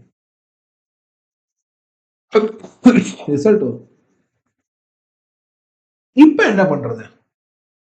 ஒண்ணு நீ ஃபெயில் ஆவ, இல்ல பாஸ் ஆவீங்க இல்லையா? பாஸ் ஆனா என்ன பண்ணணும்? ஸ்டெப் 9 யோசிக்கவே வேண்டாம். நீங்க பாஸ் ஆயிட்டீங்கன்னா continue mains preparation. Continue mains preparation. Okay, இப்ப நீங்க ஃபெயில் ஆயிட்டீங்கன்னா சார் என்ன பண்றது? அன்பார்ச்சுனேட். நீங்க யோசிக்கணும், நீங்க எந்த லெவல்ல இருக்கீங்கிறத யோசிக்கணும். சார் நான் நல்லா ப்ரிப்பேர் பண்ணியிருக்கேன், ஜஸ்ட் தான் மிஸ் ஆயிருக்கு அப்படின்னு நீங்க நினைச்சீங்க அப்படின்னா, நீங்க ஓகே நான் இன்னும் கொஞ்சம் மெயின்ஸை இது பண்ணணும் அப்படின்னு சொல்லிட்டு ஸ்டெப் 1க்கு போய் கூட நீங்க பண்ணலாம். ஓகே, ஏன்னா ரிசல்ட்டே உங்களுக்கு ஜூன் மாசம் 15, 20 வந்துருச்சு அப்படின்னா இன்னும் ஆல்மோஸ்ட் ஒரு 11 மந்த்ஸ் இருக்கு உங்களுக்கு அடுத்த பிலிம்ஸ்க்கு. ஸோ அதனால மறுபடியும் previous year question paper analyse பண்ணி புதுசாக சப்மிட் பிளான் போட்டு டேக் நோட்ஸ் போட்டு ரைட்டிங் ப்ராக்டிஸ் போய் நீங்க பண்ணலாம். இல்ல நான் மெயின்ஸ்லாம் செம்ம கான்ஃபிடென்ட்டா இருக்கேன் அப்படின்னு நீங்க நினைக்கிறீங்கன்னா ஸ்ட்ரெயிட்டா ஸ்டெப் 5 கூட நீங்க போகலாம். நான் ரிவைஸே பண்றேன். நான் மறுபடியும் ஃபர்ஸ்ட் எல்லாம் நல்லாவே நான் நோட்ஸ் எல்லாம் எடுத்துட்டு ரைட்டிங் ப்ராக்டிஸ் நல்லாவே பண்ணிட்டேன். நான் ரிவைஸே பண்றேன், இன்டென்ஸா பிலிம்ஸ் ப்ரிப்பேர் பண்றேன். மெயின்ஸ் நான் ஓரளவுக்கு நல்லாவே படிச்சு வச்சிருக்கேன். It depends upon what level you are. Okay, I will suggest மறுபடியும் ஒரு அனலைஸ் பிஒக்யூஸ் போட்டு மறுபடியும் ஒரு ஸ்டடி பிளான் போட்டு மறுபடியும் ஃப்ரெஷ்ஷாக தேவையான இடத்துல மட்டும் நோட்ஸ் எடுத்து மறுபடியும் கொஞ்சம் ரைட்டிங் ப்ராக்டிஸ் பண்ணி மறுபடியும் லாஸ்ட் ஒரு 6 monthsக்கு மட்டும் ரிவைசிங் பண்ணி மொதல் 6 months ஃபவுண்டேஷன் ஸ்டடியாக பண்ணி அப்படி போதை நான் சஜஸ்ட் பண்ணுவேன். ஓகேங்களா? ஏன்னா உங்களுக்கு 11 months இருக்கு. நீங்க பிலிம்ஸ் ஃபெயில் ஆயிருந்தீங்கன்னா உங்களுக்கு 11 months இருக்கு அடுத்த பிலிம்ஸ்க்கு. ஓகேவா? ஸோ அதனால நீங்க வந்து கண்டிப்பா இதுல இருந்து போகுதுதான் நல்லது. ஓகே, தயவு செஞ்சு ஒன்றும் பண்ணாதீங்க. என்னன்னா, சார் நான் கண்டிப்பா அடிச்சிருவேன், ஏதோ மிஸ் போச்சு, ஒரு 2 மாசம் நான் பிரேக் எடுக்கிறேன், ரொம்ப ஸ்ட்ரெஸ்ஸா இருக்கு அப்படின்னு 2 மாசம் பிரேக் எடுக்கிறேன் அப்படின்னு சொல்லிட்டு ஒரு 2-3 மாசம் பிரேக் எடுத்துட்டு மறுபடியும் நான் ஆகஸ்ட் இல்லை செப்டம்பர் இல்லை அக்டோபர்ல இருந்து படிக்கிறேன். அதெல்லாம் பண்ணாதீங்க. ஓகேங்களா? அதுக்கு தான் நான் சொன்னேன், இந்த மாதிரி ஸ்ட்ரெஸ்ஸை மேனேஜ் பண்றதுக்கு தான் டெய்லி 1 hour எக்ஸசைஸ் பண்ணுங்க, 1 hour வந்து மெடிடேஷன் பண்ணுங்க அப்படிங்கிற நான் சொன்ன காரணமே அதான். ஏன்னா நிறைய என்னோட ஃப்ரெண்ட்ஸ் இந்த மாதிரி தப்பு பண்ணி நான் பார்த்துருக்கேன்.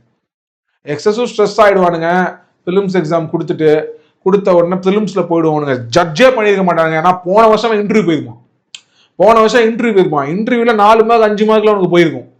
ஓகேங்களா? அந்த மாதிரி கேண்டிடேட் அடுத்த வருஷம் வந்து எங்களுக்குலாம் அப்போ உடனே பிலிம்ஸ் நடக்கும். இப்பெல்லாம் உங்களுக்காக பரவாயில்ல, குஷன் இருக்கு. ரிசல்ட் வந்து மார்ச் மாசம் அனௌன்ஸ் பண்றான், அடுத்த பிலிம்ஸ் மே மாசம் தான். அட்லீஸ்ட் 2 மாசமா குஷன் இருக்கு.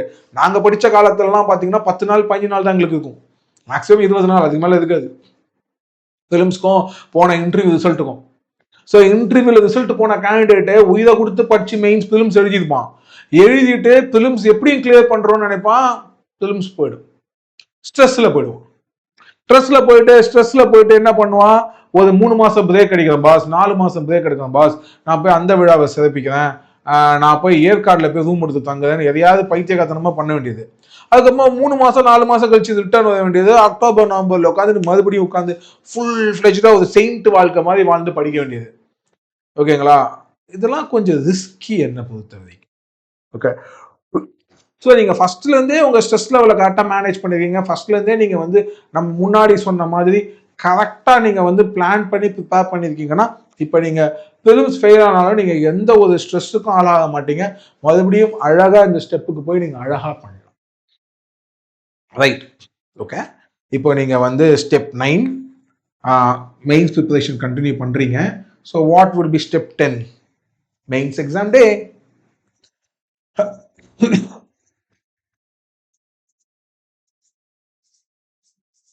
எக்ஸாம் டேன்னு சொல்றது எக்ஸாம் டேஸ்ன்னு சொல்லணும், ஏன்னா நிறைய நாள் நடக்கும். அதே தான் பிலிம்ஸ்க்கு என்ன சொன்னோமோ அதே ரூல் தான் மெயின்ஸ்க்கு எக்ஸாம்ஸ்க்கும். என்ன ஒரு டிஃபரன்ஸ் அப்படின்னா, பிலிம்ஸ் பொறுத்த வரைக்கும் யூபிஎஸ்சியோட மைண்ட் செட்டு உன்னை கழட்டி விடுறதுல தான் இருக்கும். எந்த மாதிரி கேள்வி கேட்டா இவனை கழட்டி விடலாம் அப்படிங்கிற மைண்ட் செட்ல தான் அவன் கேள்வி கேட்பான். ஆனா மெயின்ஸை பொறுத்த வரைக்கும் யூபிஎஸ்சியோட மைண்ட் செட்டு உங்களுக்கு செலக்ட் பண்ணணும்னு இருக்கும், கழட்டி விடணும்னு உனக்கு இருக்காது. எந்த மாதிரி கேள்வி கேட்டா இவனை கழட்டி விடலான்னு யோசிக்கிறத விட எப்படி கேள்வி கேட்டு இவனை செலக்ட் பண்ணலாம் அப்படிங்கிற மாதிரி தான் யோசிப்பான். ஸோ இது வந்து ஒரு செலக்ஷன் ரவுண்டா தான் பார்க்கணும் நம்ம. ஓகேங்களா? அப்போ இங்க எலிமினேஷன்லாம் இல்லை, இந்த 3 ஆப்ஷன்ல 4 ஆப்ஷன்ல எந்த ஆப்ஷன் வராதுங்கிற கான்செப்ட் இங்க கிடையாது. வராதுங்கிற கான்செப்ட் தெரியாது. உனக்கு கேள்விக்கு விட தெரிஞ்சிருக்கணும். உங்களுக்கு கேள்விக்கு விட தெரிஞ்சிருந்தா நீங்க அதை எழுதுவீங்க, எழுதுனா உங்களுக்கு மார்க். முடிஞ்ச லெவலுக்கு கொஸ்டின் பேப்பரை முடிக்க பாருங்க, கொஸ்டின் பேப்பரை முடிக்காம மட்டும் வந்துடாதீங்க. நிறைய சிலபஸ் அழகா நீங்க படிச்சிருக்கீங்க, சிலபஸையும் கரண்ட் அஃபேரையும் கரெக்டா ஒத்து போய் நீங்க படிச்சிருக்கீங்க, நல்ல லாஜிக்கலி சயின்டிபிக்ல ப்ரிப்பேர் பண்ணிருக்கீங்க அப்படின்னா ஜிஎஸ்ல ஆல்மோஸ்ட் எல்லா கொஸ்டினும் எழுத முடியும் உங்களால. இன்ஃபேக்ட் சில கொஸ்டினை ரொம்ப நல்லாவே எழுத முடியும், ஒரு கொஸ்டின்ல சில கொஸ்டின்ல ஓகே ஹாஃப் 45%, 20%, 30%, எல்லா கொஸ்டினும் அட்லீஸ்ட் 20%, 30% எழுதுங்க.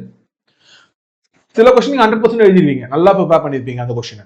ஸோ கொஸ்டினை பார்த்த உடனே 100%, ஒரு ஆன்சர், ஒரு கேள்விக்கு 4 ஆன்சர் வரும் மைண்ட்ல. எந்த ஆன்சரை எழுதுதுன்னு குழப்பாத அளவுக்கு ஆன்சர் வரும் நமக்கு. ஓகேங்களா? இந்த பாயிண்ட் ஆஃப் வியூல இந்த கேள்வி அணுகலாம், இந்த பாயிண்ட் ஆஃப் வியூல அணுகலாம், ஏகப்பட்ட பாயிண்ட் ஆஃப் வியூ ஞாபகம் வரும். அந்த மாதிரி நம்ம சில கேள்விக்கு பாத்தீங்கன்னா டக்குன்னு பார்த்தாலே நம்மளுக்கு கேள்விக்கு என்ன கேள்வினே தெரியாது. ஓகேங்களா? அப்பெல்லாம் நம்ம பேனிக் ஆகக்கூடாது. அட்லீஸ்ட் ஒரு 20% தான் அந்த கேள்விக்கு உண்டான ஒரு தோராயமான ஆன்சர் எழுதிட்டு வர பார்க்கணும். ஓகேங்களா? அதுக்காக சுத்தமா கதை விடக்கூடாது, ஒரு தோராயமான ஆன்சர் எழுதிட்டு வர பார்க்கணும். ஸோ இந்த மாதிரி நீங்க எழுதி பிளான் பண்ணி எக்ஸாம் டேல நீங்கள் ஸ்ட்ராட்டஜைஸ் பண்ணி எழுதணும். நான் சொன்ன மாதிரி stress management again and again நான் ஸ்ட்ரெஸ் பண்ணுற விஷயம் அதுதான். ஏன்னா நிறைய ஸ்டூடெண்ட்ஸ், நிறைய பில்லியன்ஸ் ஆஃப் ஸ்டூடெண்ட்ஸ் யூபிஎஸ்சி என் கண்ணு முன்னாடி ஸ்ட்ரெஸ்ஸை மேனேஜ் பண்ண முடியாமல் கொலாப்ஸ் ஆகி நான் பார்த்துருக்கேன். ஸோ அந்த ஒரு காரணத்துக்காக தான் யூபிஎஸ்சி எவ்வளோ ஸ்ட்ரெஸ்ஃபுல் அப்படிங்கிறதையும் அதை நம்ம எப்படி ஓவர் கம் பண்ணணும் அப்படிங்கிறதையும் நான் ஒவ்வொரு தடவும் பேசும்போது உங்களுக்கு சொல்லிக்கிட்டே இருக்கேன். ரைட்டுங்களா? ரைட். அடுத்து ஸ்டெப் 11 என்னவா இருக்கும்? Start your preparation for personality test. Start preparation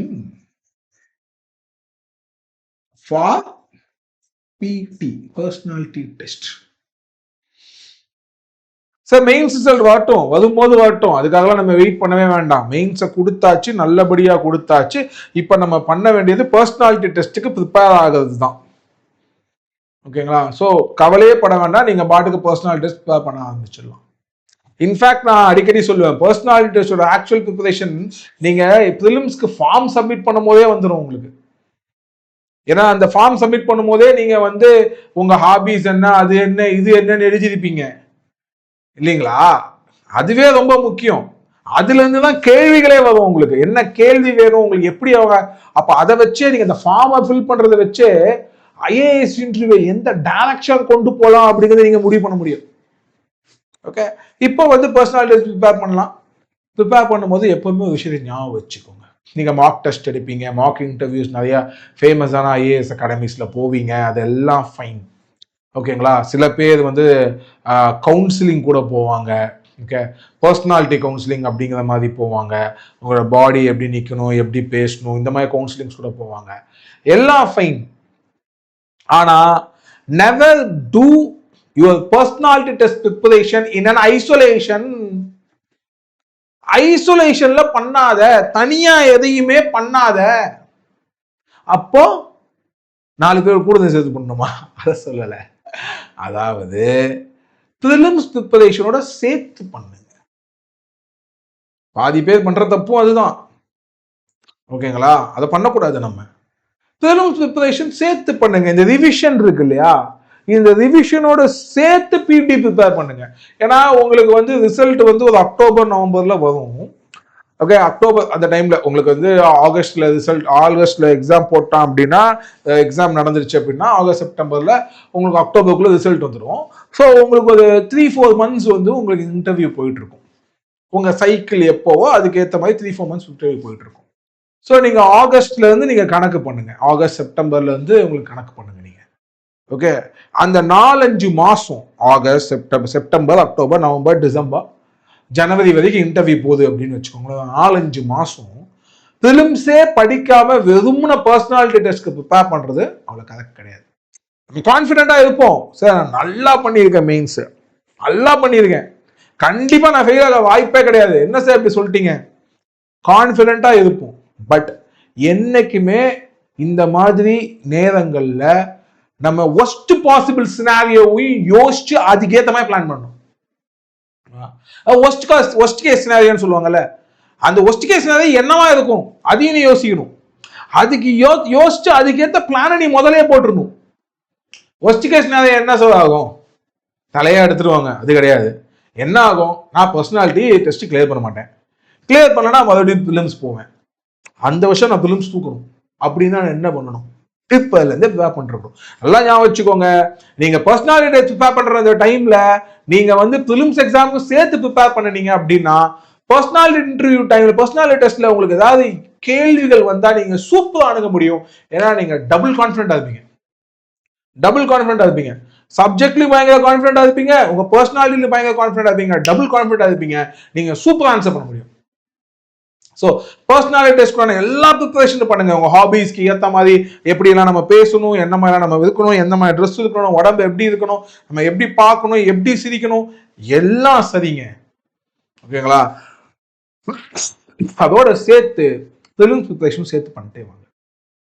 இப்போ என்ன வரும், நடுவில் ரிசல்ட் வரும், அவ்வளோதான். Okay, mains result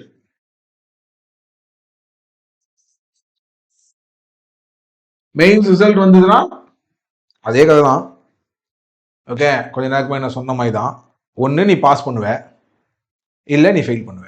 okay, pass பண்ணா step 12 intensify PT preparation. PT preparation, intensify PT preparation. ஒருவேளை நீங்க ஃபெயில் ஆயிட்டீங்கன்னா அதே கதை தான். அப்படிங்க வாங்க, இங்க போலாம். ஓகே சாரி, இங்க போலாம் இல்ல இங்க போலாம். இதுல ஏதாவது இடத்துல நீங்க போலாம். Okay, so either you can go to step 5 or you can go to step 1. Okay, so again it depends upon what level you are. எந்த லெவல்ல நீங்க இருக்கீங்கன்னு. இந்த ரிசல்ட் வந்து ஒரு செப்டம்பர் அக்டோபர்ல வரும் அப்படின்னா இன்னும் ஒரு 6-7 மாசம் தான் இருக்கும். நான் இந்த பிலிம்ஸே கொடுக்க போறேன் அப்படின்னு நீங்க நினைச்சீங்கன்னா அனலைஸ் பிவிக்யூஸ்ல இருந்து பெருசா போக முடியாது. அதனால ஸ்ட்ரைட்டா ஸ்டார்ட் ரிவைசிங் போயிடுங்க. இல்ல சார் நான் இன்னும் அந்த லெவல்ல இல்ல, எனக்கு இன்னும் 1 வருஷம் ப்ரிப்பரேஷன் வேணும் அப்படின்னு நினைச்சீங்கன்னா மறுபடியும் அனலைஸ் 1.5 வருஷம் படிச்சு அடுத்த வருஷம் தான் நீங்க போகணும். ஓகேங்களா? ஸோ எந்த லெவல்ல இருக்கீங்கிறத பொறுத்து நீங்க எந்த ஸ்டெப்புக்கு போறீங்கன்னு முடிவு பண்ணி. ஃபெயில் ஆனீங்கன்னா, பாஸ் ஆனீங்கன்னா ரொம்ப சிம்பிள், இன்டென்சிஃபை பிடி ப்ரிப்பரேஷன். ஸ்டெப் 13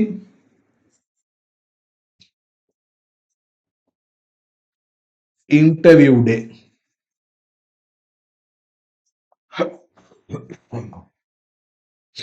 எந்த ட்ரெஸ்ல நீங்க அழகா இருப்பீங்க, எப்படி பார்த்தா உங்க பர்சனாலிட்டி உங்களால நல்லா ப்ரெசென்ட் பண்ண முடியும் அப்படிங்கிறத அழகா பிளான் பண்ணி, அது மாதிரி ஆள் பாதி ஆடை பாதின்னு சொல்ற மாதிரி உங்களை அழகா ப்ரெசென்ட் பண்ணுங்க. All the very best. நீங்க ஜெயிச்சிட்டீங்க அப்படின்னு சொன்னா கஷ்டப்படுறவங்களுக்கு, ஏழைகளுக்கு, கஷ்டப்படுற மக்களுக்கு உதவி பண்ணுங்க. தோத்துட்டீங்க அப்படின்னா உங்களுக்கு இன்னும் 2 மாசம் டைம் இருக்கும். அந்த 2 மாசத்துல அடுத்த பிலிம்ஸ் உங்களால கொடுக்க முடியுமா முடியாதா, உங்களோட லெவல் என்னன்னு நீங்க யோசிச்சு கொடுக்க போதும் அப்படின்னு முடிவு பண்ணீங்கன்னா மறுபடியும் ஸ்டெப் 5 போங்க. ஸ்டார்ட் ரிவைசிங் போங்க. ஃபுல் டெஸ்ட் நிறைய எடுக்க ஆரம்பிங்க, கொடுங்க. All the very best. இல்லை அப்படின்னா மறுபடியும் ஸ்டெப் 1 போங்க. Analyse PYQs, start. So this is the most strenuous UPSC cycle as they call. 13 ஸ்டெப்பா பிரிச்சிருக்கேன். சாதாரண விஷயம் இல்லை யூபிஎஸ்சின்னு. ஆனா இந்த மாதிரி சயின்டிபிக்கா நீங்க யூபிஎஸ்சி அப்ரோச் பண்ணினீங்க, யூபிஎஸ்சியோட ப்ரிப்பரேஷன் அப்ரோச் பண்ணினீங்க அப்படின்னா கண்டிப்பா ஜெயிக்கலாம். வெற்றி தோல்விக்கு வந்து யார் வேணா ஜெயிக்கலாம், யார் வேணா தோக்கலாம். நிறைய பேர் என்கிட்ட கேட்பாங்க, சார் நான் வந்து பயங்கரமான பிரில்லியன்ட் ஸ்டூடெண்ட்லாம் கிடையாது, 60% தான் வச்சிருக்கேன் என்னோட கிராஜுவேஷன்ல, ஸ்கூல்ஸ்ல கூட நான் 70% கிராஸ் பண்ணதில்லை, என்னாலலாம் யூபிஎஸ்சி கிளியர் பண்ண முடியுமா? சத்தியமா பண்ண முடியுங்க, சத்தியமா பண்ண முடியும். அப்படியெல்லாம் ஒண்ணுமே கிடையாது. ஓகே, நான் சொன்ன ரூல்ஸை ஃபாலோ பண்ணிக்கோங்க. முதல் 2 வருஷம் இன்டென்ஸ் ப்ரிப்பரேஷன் கொடுத்துட்டு பிலிம்ஸ் எடுக்கணும். ஆப்ஷனல் சப்ஜெக்டை முதல்ல படிக்கணும். ஆப்ஷனல் சப்ஜெக்ட்ங்கிறது முடிஞ்ச அளவுக்கு பிஎஸ்ஐ எடுத்துருங்க. அந்த 2 கேட்டகரி பீப்புளை தவிர மிச்சம் எல்லாமே பிஎஸ்ஐ அதை கண்டிப்பா எடுக்கலாம். அதுக்கப்புறமா கரெக்டா ஸ்டடி பிளான் போட்டு இந்த மாதிரி கரெக்டா ஸ்டெப்பை கரெக்டா ஃபாலோ பண்ணுங்க. எந்த மாதிரி நோட்ஸ் எடுக்கணும், எந்த டெக்னிக் நம்மளுக்கு யூஸ் ஆகும், எப்படி நம்ம ரைட்டிங் ப்ராக்டிஸ் பண்ணணும், நம்ம ஹேண்ட் ரைட்டிங் எப்படி இருக்கு, ஹேண்ட் ரைட்டிங் எப்படி டெவலப் பண்ணணும், இந்த மாதிரி ஒவ்வொரு விஷயத்தையும் யோசிச்சு இந்த வீடியோவில் நான் சொன்ன மாதிரி பண்ணுங்க. டெஃபினட்டா உங்களால கிளியர் பண்ண முடியும். So all the very best guys. Thank you.